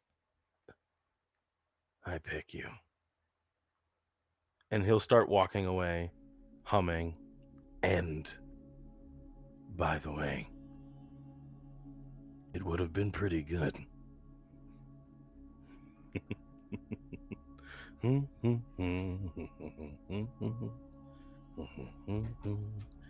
I think she's just gonna let him kind of And he'll walk just and leave. yeah. What do you mean by that? What would have been good? I don't get it. Try Gavel fucking wants to know. mom. Gavel wants to know. We all want to know. Just standing outside the castle door just like this.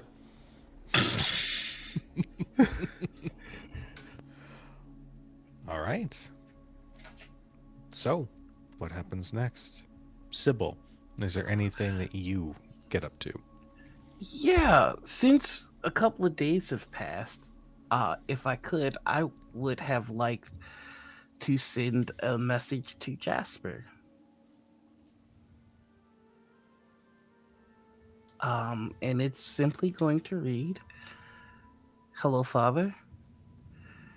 I'm certain that your concern for me has been relieved now that you've heard word that I am well. In my travels, I've learned a many truth about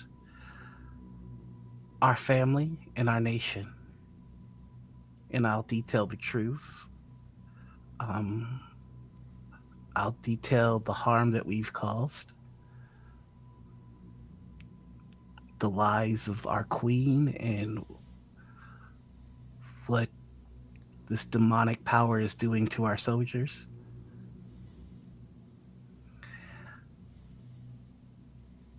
And after a litany of just detailed accounts, he's going to say, I tell you all this in hopes that it was ignorance that led you to be a driving force for this evil. I would also like to let you know that you are correct, that I will never be able to follow in your stead. But despite all that I've learned and all that I've seen, you are my father, and I love you. And it is for this reason, and only this reason, that I give you this chance to stand down. I've learned much, Father. I've learned that your weapons are flawed, that your methods are ignorant. I have learned that the moment I decided that I was ready to lead the King's Guard, you became outdated.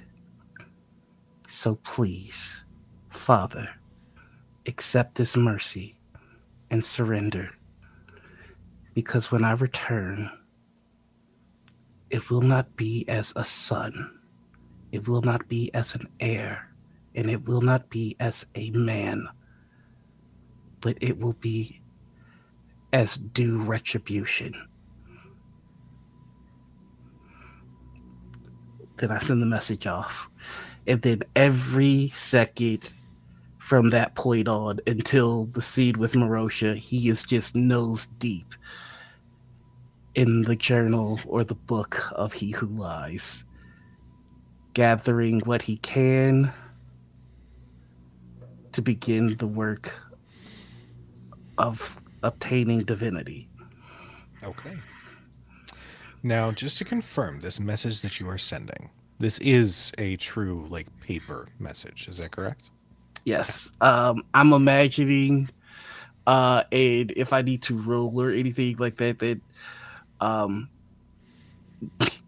he, in his study of learning to fly, he took I am actually proficient in animal handling. He studied birds, so he trained one as a messenger. Oh, I love that.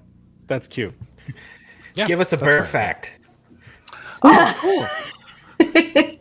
Did you know that for people that have birds of prey as pets, they have to give those birds an allotted amount of free flight time?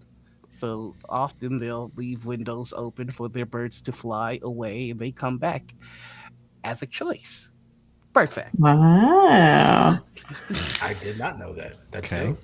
Well, welcome to Tales of the Birds, everybody. Oh my god. Okay. That was Bird great.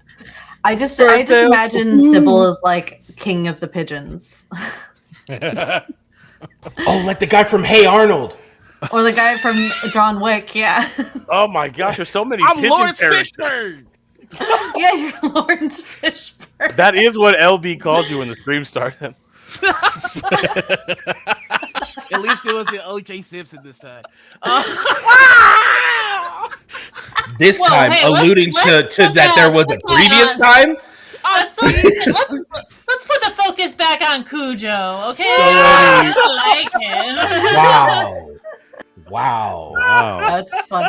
That's so good. Breaking news.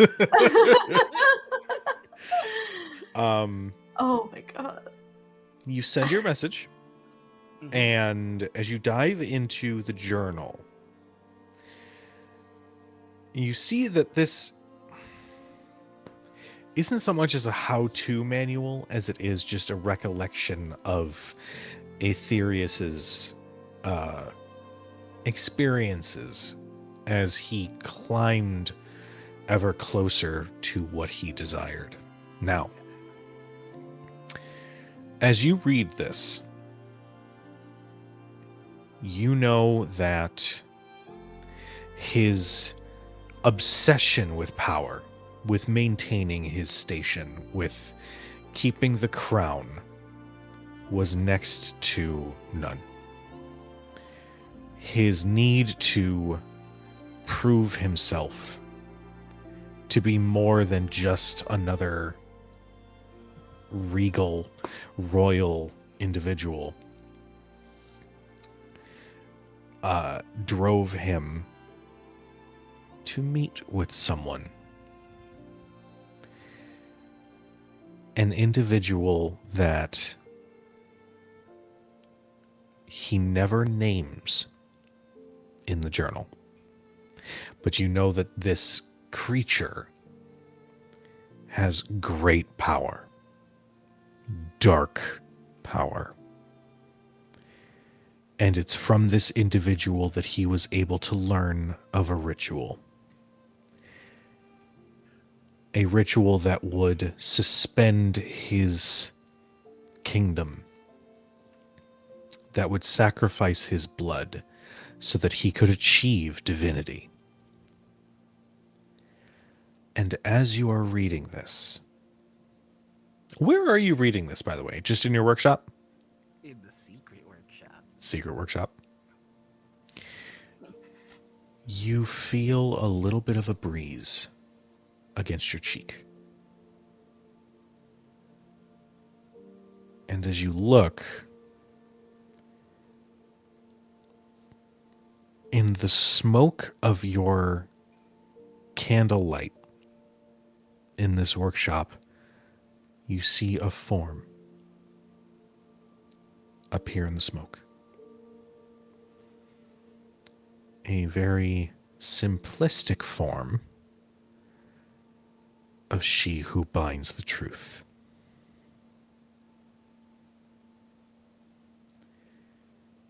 I sensed there was something that has happened, and I wanted to see it for myself.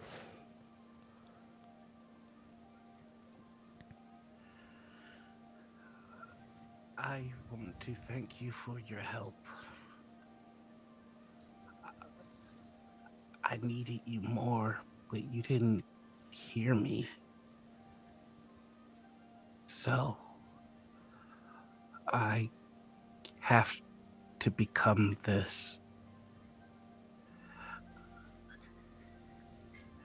I could use your help. I've been reading. He met with someone. I've been working on putting together context clues on who it might be. You must know something, Sibyl Kingsman. And this small, smoky form shifts and grows until a average-sized humanoid with a hood over their head. Every defining feature of their face is obscured by shadow, but this beautiful blue and white cloak and robe wraps around them. And there are there's this scarf that wraps around the neck very loosely, but just sort of hovers, almost as if she's underwater. You must know that when you uttered his name, the impact was felt by us above, and a truth that somehow was kept from my eyes was revealed.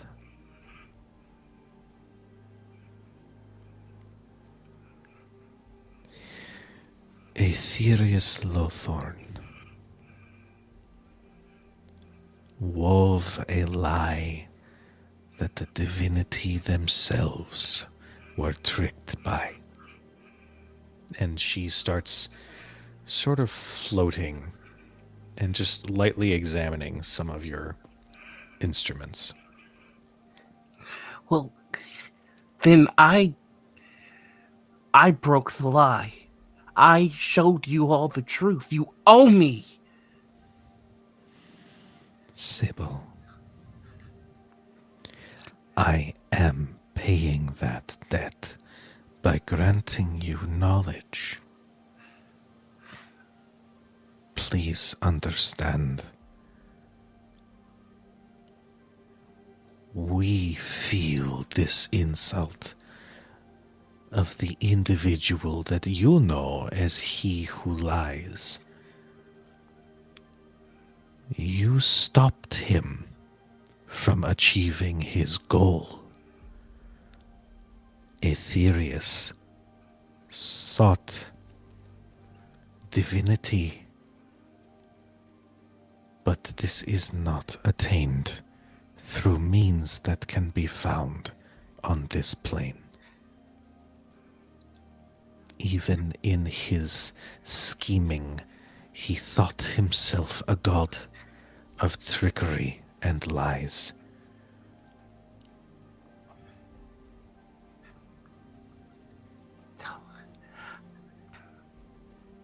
I know that you see the truth.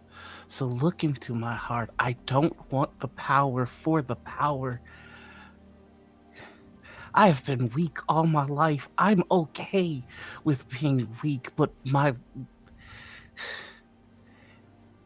family, my friends,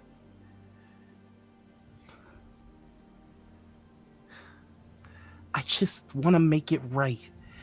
And divinity is the only way to do it.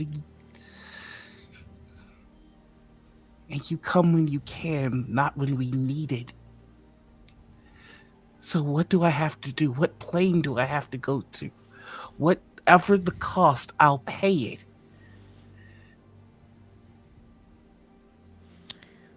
Why divinity? Why do you think divinity, to become a divine, is what will stop this, what will set this right? Because if I fix it and I stay as I am, I'll just break it again. Because I can't do anything right as I am. I've tried. I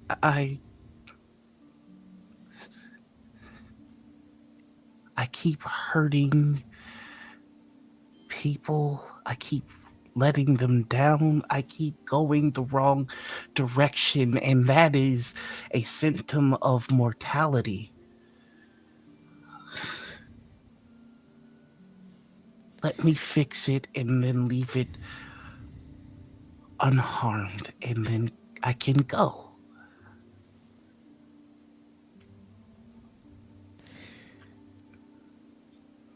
Do you think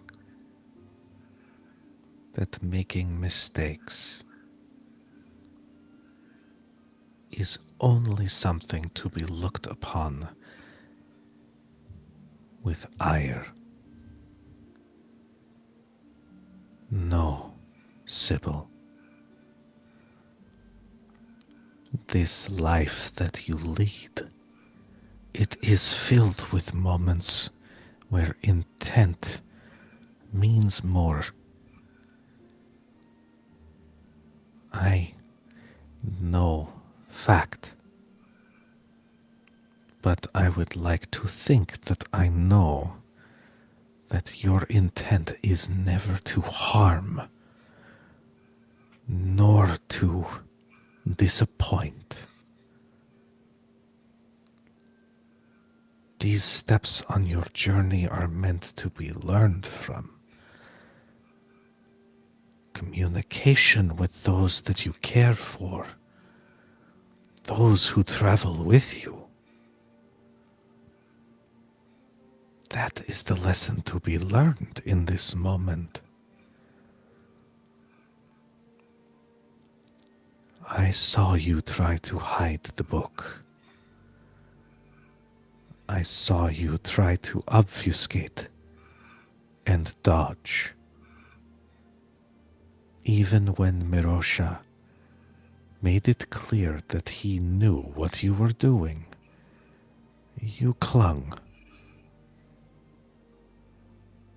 There is something to be learned from this. Becoming a divine.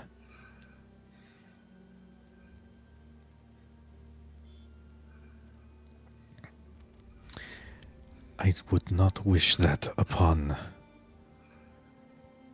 someone as pure-hearted, as good-intended as you, Sybil Kingsman. Your strength is here. You have it in your heart. You have it in your beautiful mind.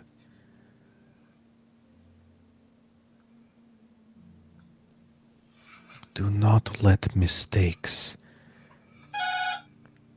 or the pizza that has just been delivered and is waiting at your door. I thought you knew the facts. It's tacos.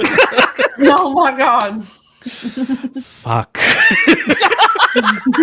Dungeon Dash. They What? finally showed up. It took a really long time. Hey, Couldn't this is find the Eric building. here with your Dungeon Dash. I got a pizza for a Sybil from Did you From stop? Daddy I'm talking Dave's. to a god right now. Yeah. Is this kind of a moment? Don't worry. Okay, No so I'll just worries. leave it at the door. Oh. I need to take a picture of. I need to take a painting of it because we don't have pictures. So if you, Just a quick sketch. Oh my god. No, we're good. We're good. Sybil's going to say, I can't be pure-hearted. I don't want power, but I'm not pure-hearted. The reason that I hid the book is because I saw what was required. I have to face my father. I have to face my nation. I might as well use that for something good, something worthwhile.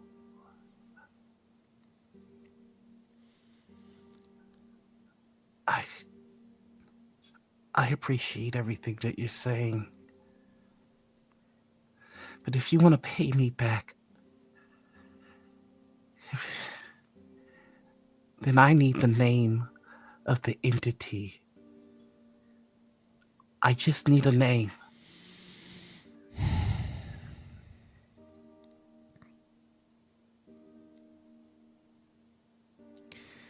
Be prepared, then, Sybil Kingsman, for the price that you will pay will be great, greater than what you believe that you can handle in this moment, but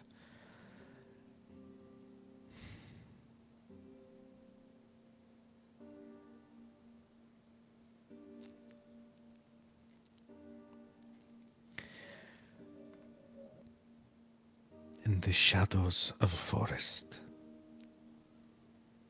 in the darkness of a cave, in the depths of the sea, In the unknown, there is one. One far older than this world. An individual who has been here longer than the divine. They are simply known as Caliban. And in order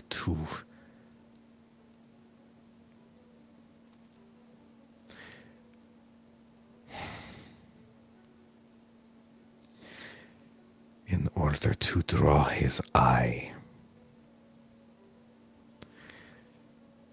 you must find the plane of shadow.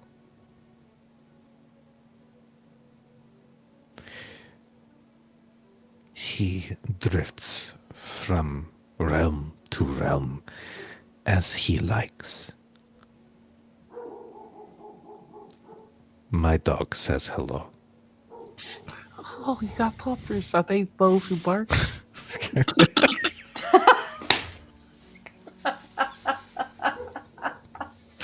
They who are the goodest boy.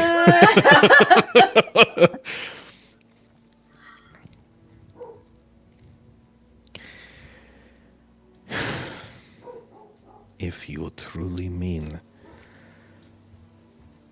to find them,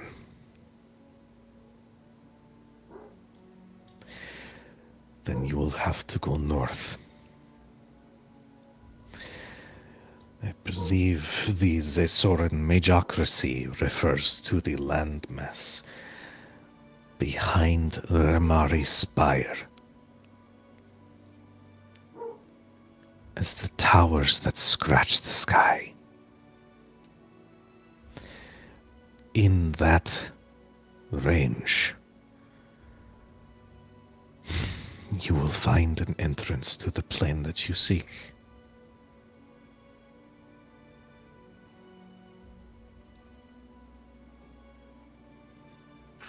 Thank you. I never worshipped a divine. I don't know how. But I think I would have liked to worship you.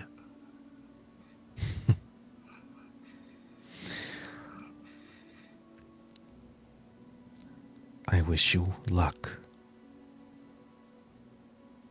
But more than luck, I wish you the sight to see that to make things right, you do not need to turn into what he became. You already have the capability, Sybil. But your desires, your goal is your own.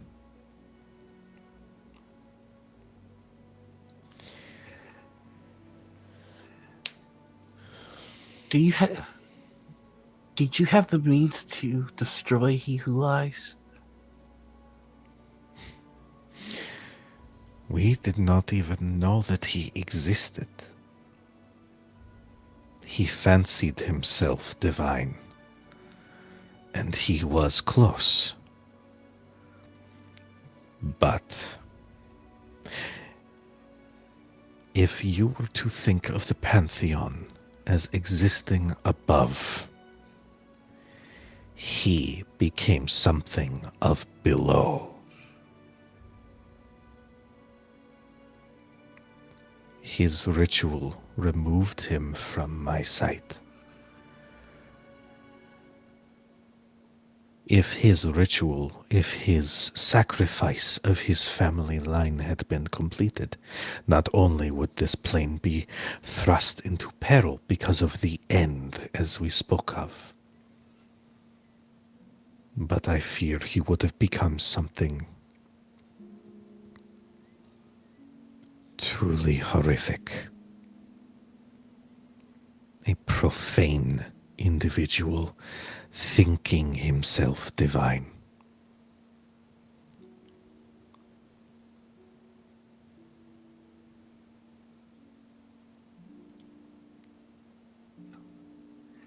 Okay. I'll take that into consideration. She nods. Before I depart, I also wish to provide you a boon for your service.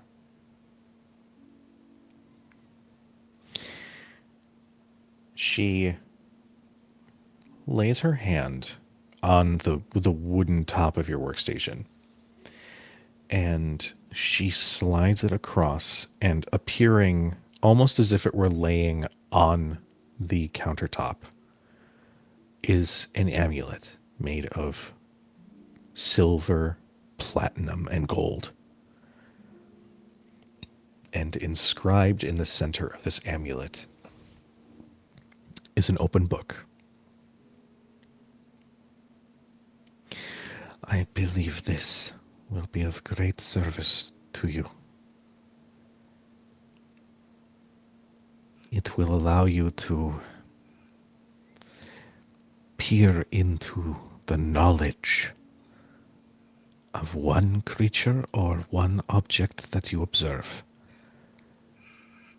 And you will know everything of its history. Thank you.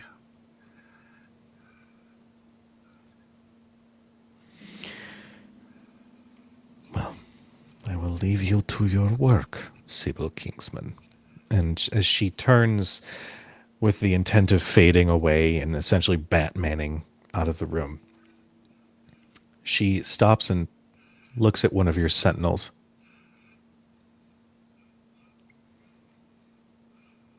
Impressive. And I don't tell the others, but I named that one Rudy.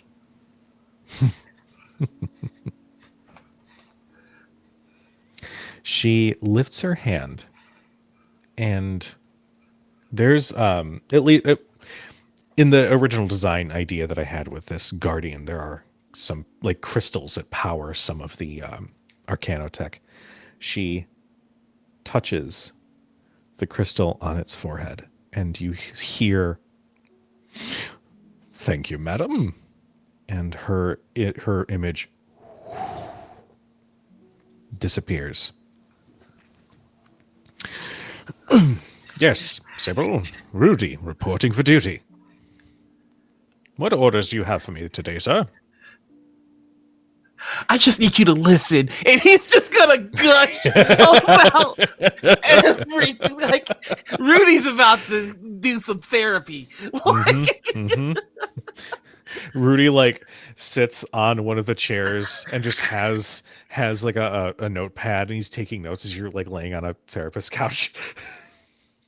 And all my brothers died, and it just goes on. One of the arms reaches over and just like gently pats you on your shoulder, like, yes, it's truly terrible. And like it's genuine. But it's also like the 5th or 6th awful thing that has been listed. So he's like, I have to speed through this because there's more. I know there's more. But what happened next? You don't even want to know how my mom died. He just goes on. Wow. Well, does anybody else have anything else that they would like to do before Marosha rounds everybody up for a group meeting? I mean, I'm doing something, but we don't have to go through that. Don't we? No, I need to know what Erin is doing right now. Please, let's go. Let's investigate this NPC. Deep dive. It's so weird. Every time we try to like move the camera towards Gavel's dojo, it keeps fading to black. I don't know why. It's something with the lighting, I think. The production value here is crazy. Oh my god. Classic CW. Well, someone's having a good time in there. I keep hearing applause. Oh my god. I'll tell you what, actually, There's a because lot of I realize we haven't taken a break. Let's go ahead and take a quick 10-minute break. Because I know we're so in depth with the RP and all that stuff. Let's remember that bio breaks and self-care are a thing. God damn it, Nerdy. They're having a great time. Wind it up. Anyway, to everybody who's tuned in tonight, thank you so much. We love you. We appreciate you. Go and get some bio break stuff. Get a snack. Take your medicine if you haven't. Do some stretches. We'll be back in about 10 minutes or so. Love you. Bye.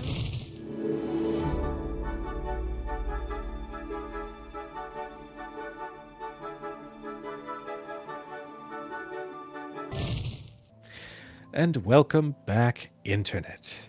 So, okay, Ian's making a face. This is great. Sorry. I said confetti cannon, and then my mind went, I wonder how much a confetti cannon costs. So Oh my god. I love that. I love that you're like, no, I have to know this. we just have it Put like it on set the up wish right over list. there. It's set over- I'm not cool enough for wishes. Please, we're back. So, again, I look to my party. What happens next? I know Marosha is trying to gather everyone. Mm-hmm. I leave it up to Yeah. you.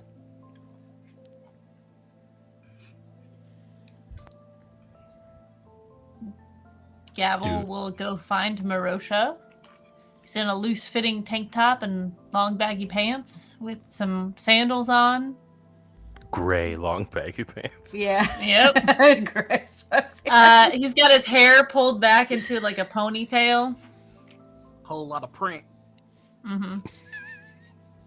It's not hard you to look- Gavel finds Marosha first, and he's like yelling for everyone else. He's like, "All right, let's go, everybody! Hello, hello! I have a thing." Hold on. Ah, So what? what was I that? had one of the mages kind of put this together. It's this rock that makes noises, and it's in a horn to get people's attention. It worked. Okay, all right. Yeah, that's Somewhere fine. else in this castle is like, I've never regretted one of my creations before, but I do now. Marosha's just like, ah. I was going to help in the kitchen, but is this going to take long? Maybe depends on you all. All right. Well, shall I run around and find everybody? Yes, All right. What was that horn? Oh, Gavel has a new toy. Walks away. her name is Erin. You guys. The maid. Anyway, Yes, she's very gentle. Great hands. She's a beautiful girl. Surely. lovely red hair. Anyway, Sybil's gonna show up with bags under his eyes, clearly having stayed up too long and crying too often. have you been crying? No, Okay. All right. Where's do you King? bring Rudy with you? yeah. Well, if you want to. No, okay, that's fine. What is that? Hello, Oh. I am Rudy. Oh gods, Sybil, another one that talks. I didn't do this, but yes, they talk. Did you We do never magic? just- No, not yet. You're crying again. No, I'm not. Okay. A tear comes down. Sybil, Gavel leans into Marosha. Double speak. Yep. Rudy like manifests a handkerchief and just reaches down and dabs.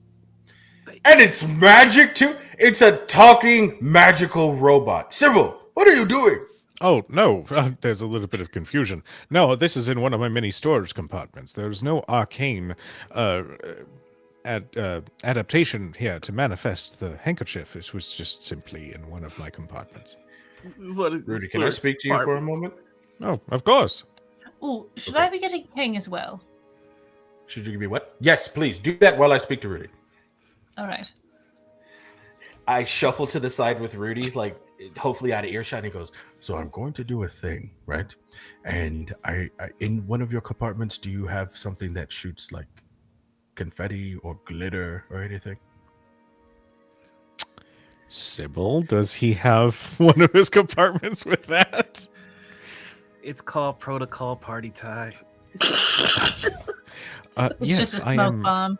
I am equipped with protocol party time, which I believe would satisfy your query. Okay, don't say anything to Sybil because it's a surprise.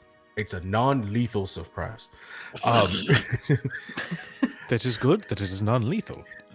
So when I say it, right? You do the thing. Cool? Yes. I'm so excited. Okay, cool. Shuffles back and he goes, "Okay, is everybody here? Everybody?" Where do I find King? Yeah. Yeah, the like further down the hallway to the right, there's the spooky door, and you hear this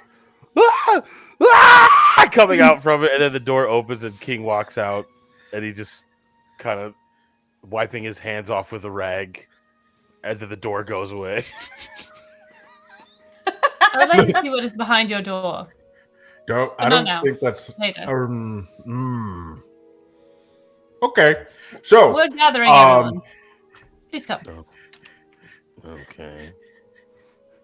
King will follow. So hi everyone. Thank you. Follow me. And then like he follows past the kitchen into the hallway to where that stone like door is without a handle. So I've been working to put something together for us and only us. I really hope you like it and that you kind of find a little bit of respite in here. I did it because it reminded me of where Sybil and Gavel, where we first met. And it also reminds me of a lot of the times, Maris, you've met me outside of this and taken care of me. So it kind of holds a special place. And so I wanted to create a special place for all of us. And King, you're here. So you're part of this too.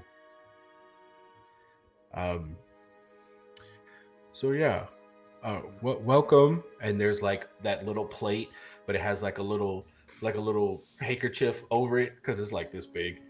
And he's like, "Welcome to our Boule Bodega. Here, Rudy. I'm sorry. Protocol party. Here, Rudy." Oh, sorry. You just watch several like metal plates and pieces just open and just like confetti shoots out. There's some sparklers that go wild. And Marosha like anime slides in front of him and goes, "Ah!" I really need to work on the confetti deployment. It misfired on caliber 4, 6, and 8. Sybil. Huh? Marosha did a nice thing for us. Oh, yes. All right, I haven't even shown it to you yet. It's fine. Do your calculations. But first, so this door is very important because nobody can get into this door specifically. There's only one way to get into it. And he takes out his trident and he taps it and he whispers an orcish word for rain, and the door goes and opens up into the Boule Bodega, and we step in. And as soon as Rudy tries to come in, but there's like an arcane block, and he's like, "Sorry, Rudy, members only." Oh, understood. I will remain on guard. And he'll turn. Perfect. You just watch as the confetti cannons all. And then as soon as we walk in, the stones go back, and it's the thing that I described earlier. And I'm just like, this is for us. While we're in here, we can speak freely. Nobody can spy on us. They can't hear on this. It's arcane locked. It's one of the mages said to where nobody can do that. And also in here, there's something that affects us all to where we always are truthful in here, Love? even if it hurts. Is that what it is? It's love that affects us. Yeah. Oh, it's a real thing. It's a real thing. Oh, that's but we can call it love if it's love that makes you true. That's fine. It's for you. No, This is your space. Like, that's look, really see, look. nice. So here's a table for all of us and these big comfortable chairs, and then that's the bar. It has everything that everyone wants. Gavel, there's a specific section there for no sugar, no dairy, low carb ingredients and things like that, as well as very healthy snacks for your abs. Maris, there's like a little corner for you if you wanted to make more stew, right? And it's always going to be stocked. It's part of it. Sybil, there's a corner over there to where you can play these mind thinking games. You don't build anything, but it takes this to play with it. It's crazy. And then over there's a loot that's for me. And then there's a look at this. And he slides over and he's like, check it out. And he pulls a lever and it's just Boulade that comes out of the lever. And he's like, whatever you want. It's here for all of us. And then I also put this and he pulls another sheet out. It's another lever. And he pulls it and it's more Boulade. This one's sugar-free, Sybil. This for you, Gavel. Sybil, I did this. I made this. But this one's sugar-free, so Gavel has it. So I know you all are wondering, like, well, hey, like there's only one door.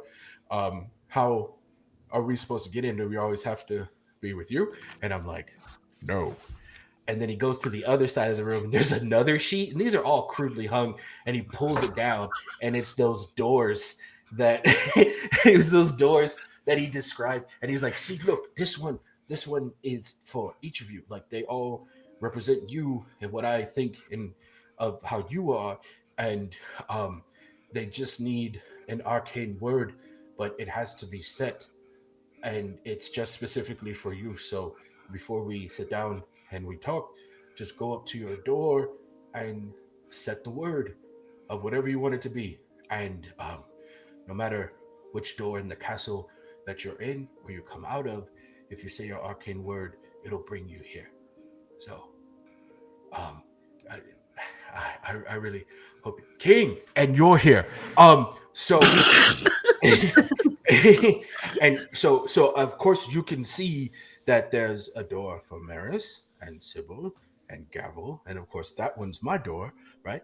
And you're like, oh, which door am I gonna be walking into, Rabbit?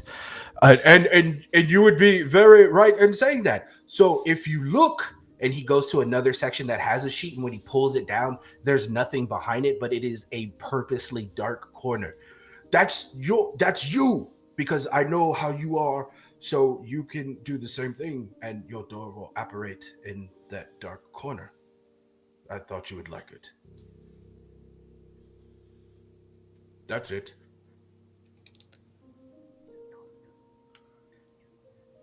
Marosha, it seems like you have worked very hard on this area, and you've put a lot of thought into it, and it seems like it means a lot to you. Thank you, Gavel. I appreciate that. He pats your shoulder. Did you guys see the picture? No, of course you can't see the picture because it's covered with a sheet. I'm sorry. No. And he pulls another sheet down, and it's a picture. Sheets? How many fucking beds are without sheets because you keep taking them? All of the kitchen quarter people who work in the kitchen have not had a sheet for a week because they've been in here. They've been in here covering up surprises. All right, and he's bundling. He was like, I need to give these back. But I got a picture painted, and it's Sybil without his armor, like standing and cheesing, and then it's Gavel like smoldering, and Marosha's behind doing this, and then Maris is in the front of us, just like, and then like in the corner, it's like kind of separated. It's King in a bunch of shadow, just kind of like, but it's all of us, and it's like, that's us. And the cool thing is if for some reason there's another person that we trust enough, we can expand this. But we really have to trust them, and then they get magically added to the thing. So yeah, that's like, yeah. Do you like it? Sibyl's going to try and say, I hate it because it's a lie. And he wants to see how that works. You try it, and it's like, I hit. This. I don't lie. Huh.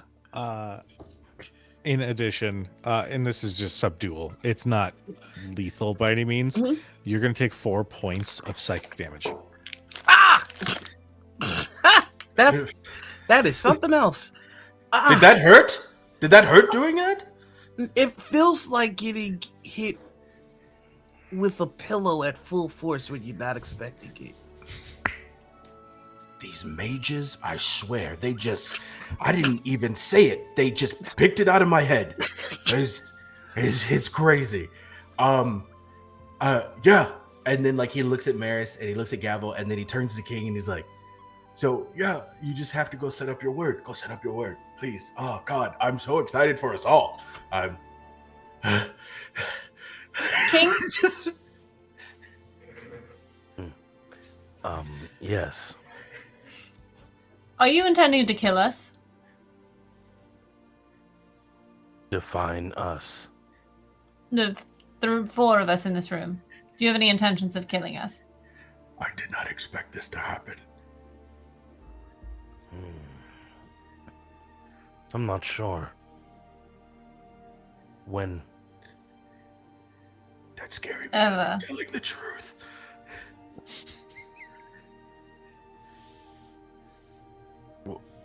When? No, my question is, do you have any intentions currently of killing us? Not at this second, no. Wonderful. My word will be brought. No! Oh, damn it. You're supposed to keep it secret. Oh.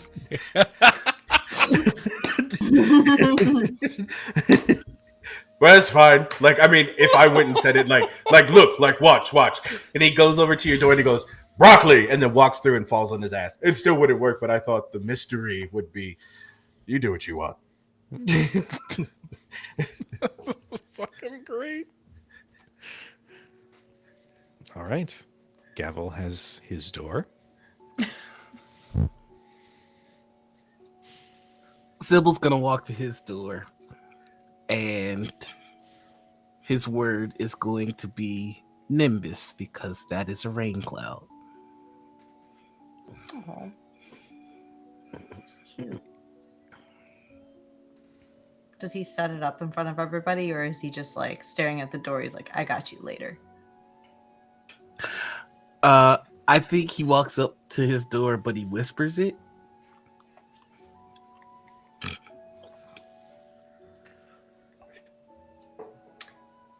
I think Maris is kind of like really hesitant, and she says, I can't think of a word yet. I have so many ideas, like, well, so many, and I just don't want to say the word in the middle of, talking over on the other side of the castle, then pop, end up back in here, which, by the way, I do very much love. You did a great job. I thank you. And King, you're here. Yes, King is not looking at the shadow area at all. He's actually if you've noticed, he's just staring at the painting. Is there something wrong? I thought the likeness was pretty spot on. And it's not any caricature of King, like it's King. Like it's a respectable, like, you know what I mean? I thought the likeness was did I make a mistake? No. You painted me. You're right. I didn't add Skitterbark and your big scary. I should have. They're a part of you as much as the darkness is. Right? Right? Was that it? I've never seen a painting of me before.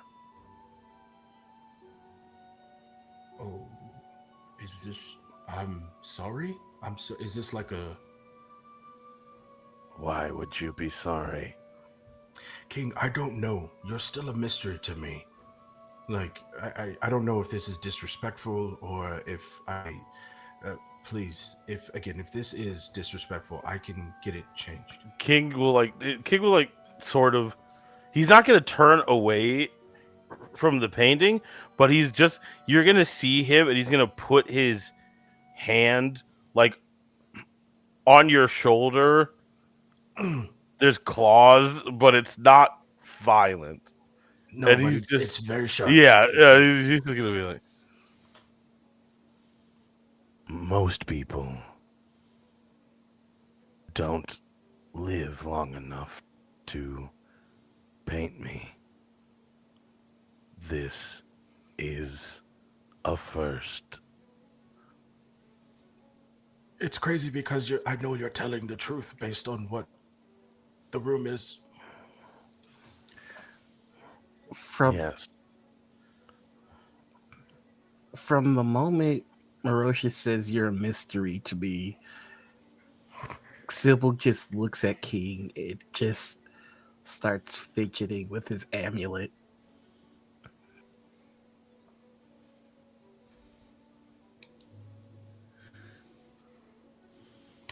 It's a once per long rest. King is gonna look towards Marosha, and you can see he's he's tall. He looks down at you, Yeah. and we'll say, "This is very nice."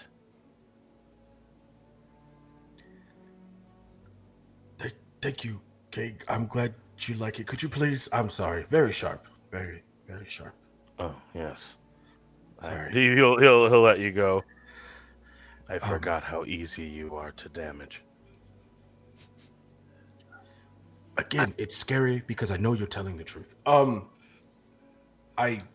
glad you like it. Just if whenever you're comfortable, if you want to, like I purposely made it dark over there. I did. It's not like I forgot. Like that's to go set up your word. Okay.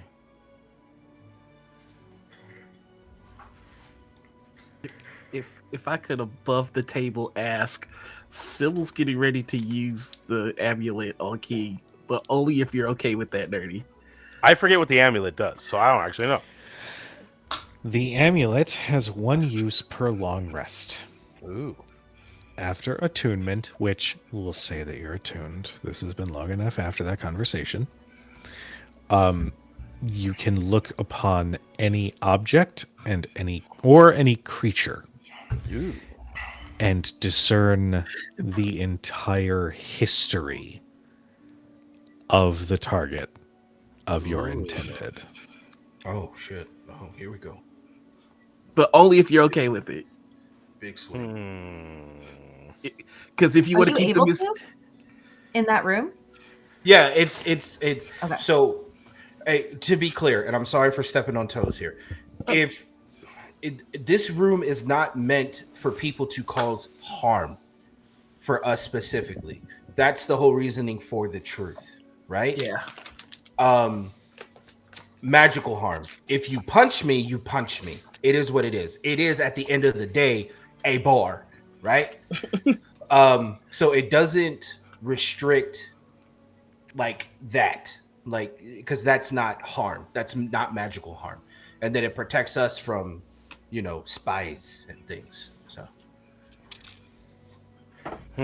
Okay, I think that if you want to use your magical amulet on King to discern the entire history, you can.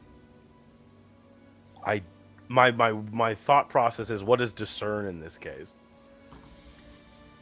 I almost like the idea that maybe we can refine it, because that is a very, very general effect. What if 3 questions could be asked about said target, and they must be answered truthfully? Oh, hell yeah. I'm down for that. Cool. Nur-D, look at the thing that I sent you, please. Oh, I did. I saw you. Yeah, no, I think that's great. Okay. Well, that could be that's definitely a thing I want to do at some point. We got to get them. All right, but anyway, yeah, no, that sounds awesome. Okay. Then here we go.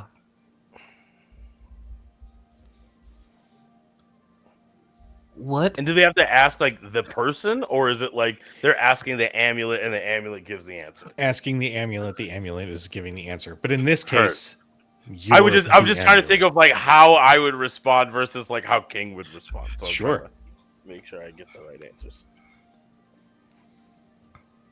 What is King? Ooh. The amulet would tell you in the most direct terms, King is a male beastkin person. And there is a sense that is being, it's like glitching. That's glitching. And when it glitches from male beastkin, like humanoid, it'll glitch, and then it's just like screeching like something else, like this doesn't make sense. No word exists for this thing. Run. And, but those are the 2 things that it catches right off.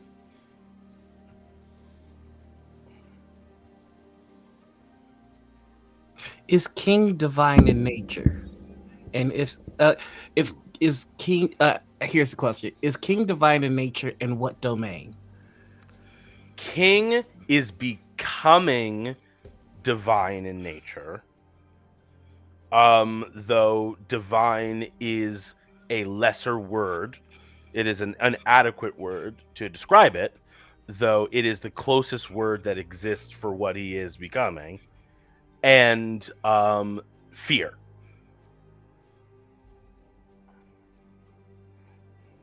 How is King becoming what he's becoming? There is a current... Ooh, how is he? By essentially putting himself in direct opposition with the current thing that holds that title, King is occupying a space between not that and that. Something has to give. That's why it's both and right now. So how did he do that? In some way, he has set himself up to be in direct opposition of what was before, and now there are 2 things that kind of hold that title at the same time, but that can't be. And so something is going to be happening. Would you like a name for the divine that you are in contention with, King? Okay. I don't want one. Would the amulet give it to Sybil? Because I will say it would. you could DM it to me if you want to. Yeah, okay. Because if it's what I think it is, game on. Our paths have crossed, my friend.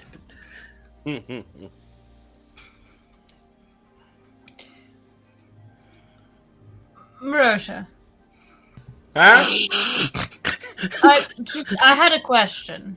Just over by the bootleg thing? Yeah. There are no items for sale here, yes? No, why would there be for sale? It's called a bodega. Yes. Are not bodega's place where you buy and sell goods? Yes.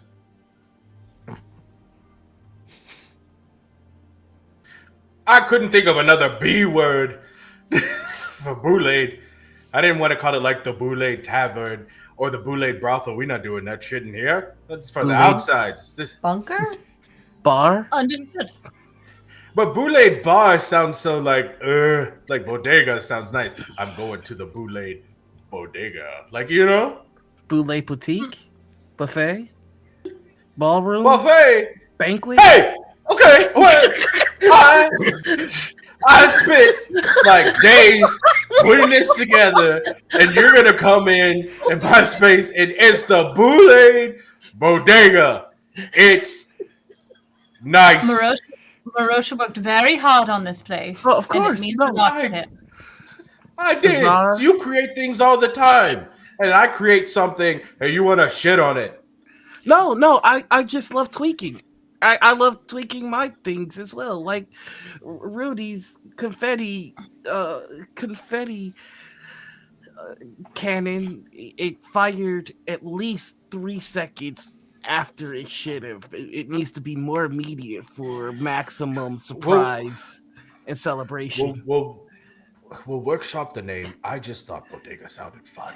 It's Bodega I like sounds it. great. King is going to take out a gold piece from his bag, and he is going to just slide it across the table to Marosha and says, I will buy a cup of Boulade, thus making the bodega officially profitable. Marosha, almost as if he was ready, pulls out a bucket that has a tape thing around it that says tips and goes, boom, bodega. It is now an accurate title. What kind of flavor do My you want, apologies. sir? We have green, we have red, we have the elusive white. Which one? Red, LB. please. That's a gift I need. Here you go, sir. And thank you for your patronage at the Boulade Bodega. Are we good? We were good before. I was just confused. Cool. I I'm having have a so much fun. I have a question for the party. Mhm. Would you like a tense end to tonight's session? Or would you like a nice, heartwarming end to tonight's Hurt me, session? daddy. Well, I wasn't going to say it like that, but yes, please, hurt me, daddy. That's fine. going in the Okay. mental reel. Push me the top. You guys hear... actually, question for Marosha. In the construction Yeah. of this room, is there a way for somebody on the outside to be heard, like inside the room? Basically, if somebody knows that you guys are in here, could they try and get your attention? Yeah, they can't hear us. We can hear them. Okay. You hear some commotion, and you can hear Averin ask around, have you seen any of them? Do you know where Sybil is? And he's just like continuing. Reaches down. Hello! You need something? We're at the bodega. What? I need to talk to Sybil. Okay, hold please. Phone. This is Communication. Sybil. Whatever. It's a stone. Oh, okay. I'd prefer to have this conversation in a more personal manner than me talking to a giant stone wall that looks kind of like a door. Oh, okay. Hold on 1 second. Also, I'm I gonna- think boudoir would be kind of nice and charming as an option. It's a bodega! We've already had sales!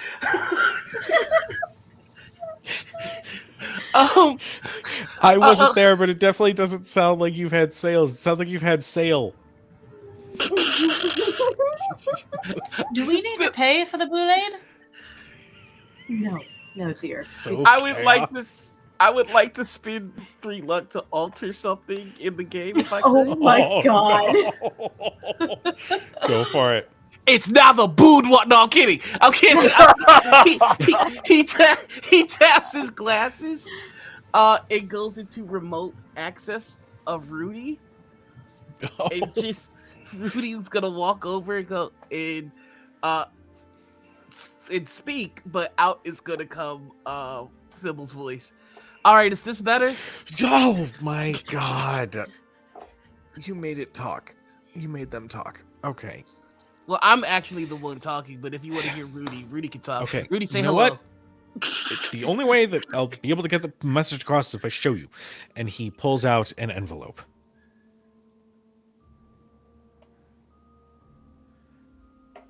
Sybil's going.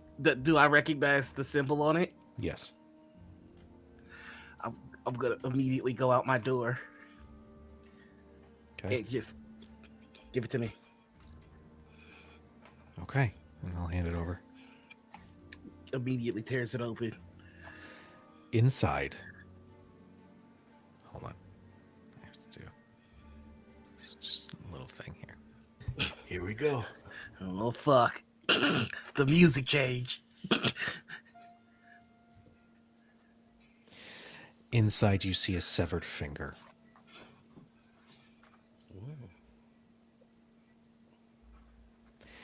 The finger has a ring on it, and it bears the Kingsman crest. There's a letter with it. Okay. And it reads, "So it seems the cub fancies himself a lion. Yet when last we met, I saw your treachery firsthand. And I know that you don't have the stomach to kill your father. But I do. I have seen your father's failures for some time, and it didn't take much to convince my queen of his obsolescence. However, he provides an opportunity. If the cub wishes for his father to acknowledge him as the young man that he thinks he is, then the cub only needs to come back home." Signed, the Devil of the Battlefield, Lucretius Cromwell. Sybil Oh no. is going to take the ring off of the finger and put it on and say, "What is a devil to a god?" And I think that's where we're going to end tonight's session. Human beings in a mob. So, Mob to a king. may I ask, just for a general headway, we have 2 different quest lines that bring you back to Eadrethe. Which direction do you guys go first? Just so I can get to some planning phases. I want to make sure that we give some shine to those whose stories we're going to be highlighting here a little bit.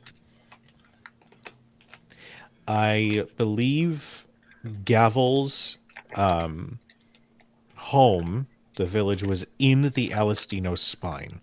So in the mountain range. Gavel doesn't need to And- go back there. No? Okay. No. He just needs to go where there's fighting. Oh, well. Convenient. We just the choice is got a clear. finger. Well, in that case, Sybil. I While need to looking make it. at the map, Mhm. just for fun, Where would home be for Sybil? Yes. The Ramari Spire. That sounds fun. Yes. The Ramari Spire? So that is up north in the Zasoran Majocracy. I was under the assumption that your home was in Iadrathe, unless you are diverting your efforts. I need to talk with Caliban. Okay. Ferocious note taking. Okay. That was All right. Yeah, that was me. Well, thank you all so much for tuning in for tonight's episode. I love this group so much. I am so thankful to be able to have this game on Thursday nights. This means the world to me. But before we sign off, we want to reintroduce our wonderful, illustrious cast and make sure that we can give them a shout out on what projects they've got, where we can find them. This time we will start with Ian. Hey everybody. Hey everybody, it's me, your boy Ian, from that thing that we did earlier. Yep, I'm biting someone else's style. If you want to know what I'm doing next, just go to any of your preferred social media platforms and find me, which is your boy Big YABOIBIG. Immediately tomorrow, I'll be over on Folk and Myth playing some vampires. That's fun. And then, of course, on Wednesdays, I'll be back at Folk and Myth playing a little 5E in their Word of Astera. Also fun. And then, of course, you'll see me, your boy, over here on Thursday. And I'm so excited for where we're going. Thank you so much. Erin. No. Yes. Just kidding. Hi. Erin. Erin, my laundry over here. I'm here on Twitch at Erin My Laundry, playing a lot of Borderlands and Risk of Rain for work.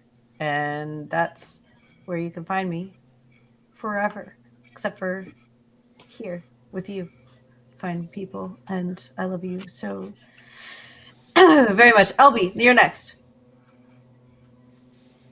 Hello, I'm LB Hackemup. You can find me at LB Hackemup on Instagram and on Blue Sky. I am Hack Recklessly on Twitch and on YouTube.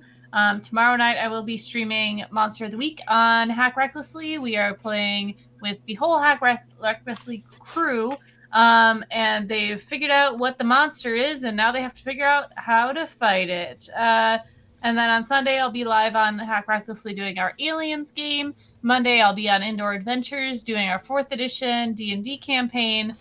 Tuesday, I'll be back here for our My Hero Academia game, where we are high school as fuck, talking about sex. It's awkward and fun. And then Wednesday, I'll be on Nerd Immersion's channel. We are doing our Lost Minds of Fandilver, which is the 2024 rules. I'm playing a lot. And I'll be back here next week, Thursday. Don't miss it. Popcorn to, of course, Kujo. No, I'm kidding. Nur-D, take it away. LB, you're just fishing for breaking news segments now. Nur-D, take it away. I wasn't sure which one you were talking about. Yeah, so it's hard to tell. Oh, yeah, that's It's hard to my bad. tell. Well, I was waiting. You guys left me with the the conundrum. Hi, of, everybody. do I keep the bit going or not? Yeah. Hello, everyone. It's me, Nur-D, your TV cartoon pal. And I have been playing King this whole time. Surprise! I know. Very different energies. It's much sassier on this side of the table. You can find me all over the socials at Nur-D Rocks, Nur-D Rocks. On Tuesdays, I will also be on the D Plus Ultra My Hero Academia game, where we play kids on bikes, and I play a very cool kid, who is just fine. He has sex. It has it. Oh, does he? And a lot. Canonically, just super great and knows how to do it. Unlike King. Unlike King. Who has 0K but gets no play. I'm also be on here on Thursdays, and you can find me all over the world at Nur-D, wherever you get your music at. If you like hip hop, if you like weird stuff, and you are Dash D, check me out wherever you get your music from. If you're in the Minnesota area, on the 25th, we are going to be at the Dakota Jazz Club. Me and my band, we're going to be playing. It's really great. There's only like 10 tickets left. So if you're watching this and you're in Minnesota, you can be one of the last 10 people to come see that. And then on the 26th, we're going to be at Pillar Forum, where we're doing our live Dungeons and Dragons show. That's right. It has sound effects and prizes. We're throwing pies and changing lives and rolling dice. That's what we do. It's like Rocky Horror Picture Show meets Dungeons and Dragons live audience. It's super fun. Get your tickets. There's still a few left for that one as well, but that one is rapidly disappearing. And last but not least, Nur-D TV. We got really cool shows coming out in 2025. I got Sidekicked, which is a brand new, fully produced Masks of the Next Generation game, where we've worked on it for like a year before it's come out. So it's half scripted content, half table play. It's just really kind of crazy how much that's all coming together, and a bunch of new shows of D&D, TTRPG, and various other things. So check me out, nerdyrocks.com, Nur-D TV, super fun. And then I will popcorn it over to who LB calls often John Boyega. Because he's so hot. Because he's so hot, that's what I said. He is really hot. All right, Ian, go. Ian already went. Ian already went. Hey everybody, I'm John Boyega. You can find me in Star Wars, The Force Awakens. Return. I don't remember the other two. I was barely in it. I'm Noir. You can find me all over the internet as the Noir Enigma. That's God. The social medias just keep changing. I was gonna say Twitter, Twitch, TikTok, but like, nah. You can find me. Just put in the Noir Enigma, and you'll probably find me. More importantly, though, we've been doing a charity event over on my channel all week. It is the Fight Fire with Fundraise charity for direct relief. We're trying to support those who've lost their homes, their livelihoods over in LA. Right now, we have raised $8,780.69. I'll be going live tomorrow with some Marvel Rivals. And on Saturday at 7 p.m., we'll be doing part 4 of our Outgun series. We're trying to reach our goal of $12,000. So if you have the means and the inclination to help, please do so, because nobody should have to make the choice of the life that they built up versus the life that they live. So that is going to be me. Also, cross your fingers for me, because Noir, I just put in a grant application for Noirville, and if we get it, we'll be able to hire some full-on editors and all that good stuff to bring you some superhero goodness. We've got phase 1 in the can, and we'll be starting phase 2 pretty soon here. So I'm super excited to bring that to you all. And super villains. And honestly, the super villains might be having more fun than the superheroes. We've got 2 of them right here. Super villains. So much fun. What is going on? Well, we're all good guys. We're all good boys and girls. Anyway, hello, everybody. I am Kujo. I have been your chronicler for this evening. Thank you so much for being a part of tonight.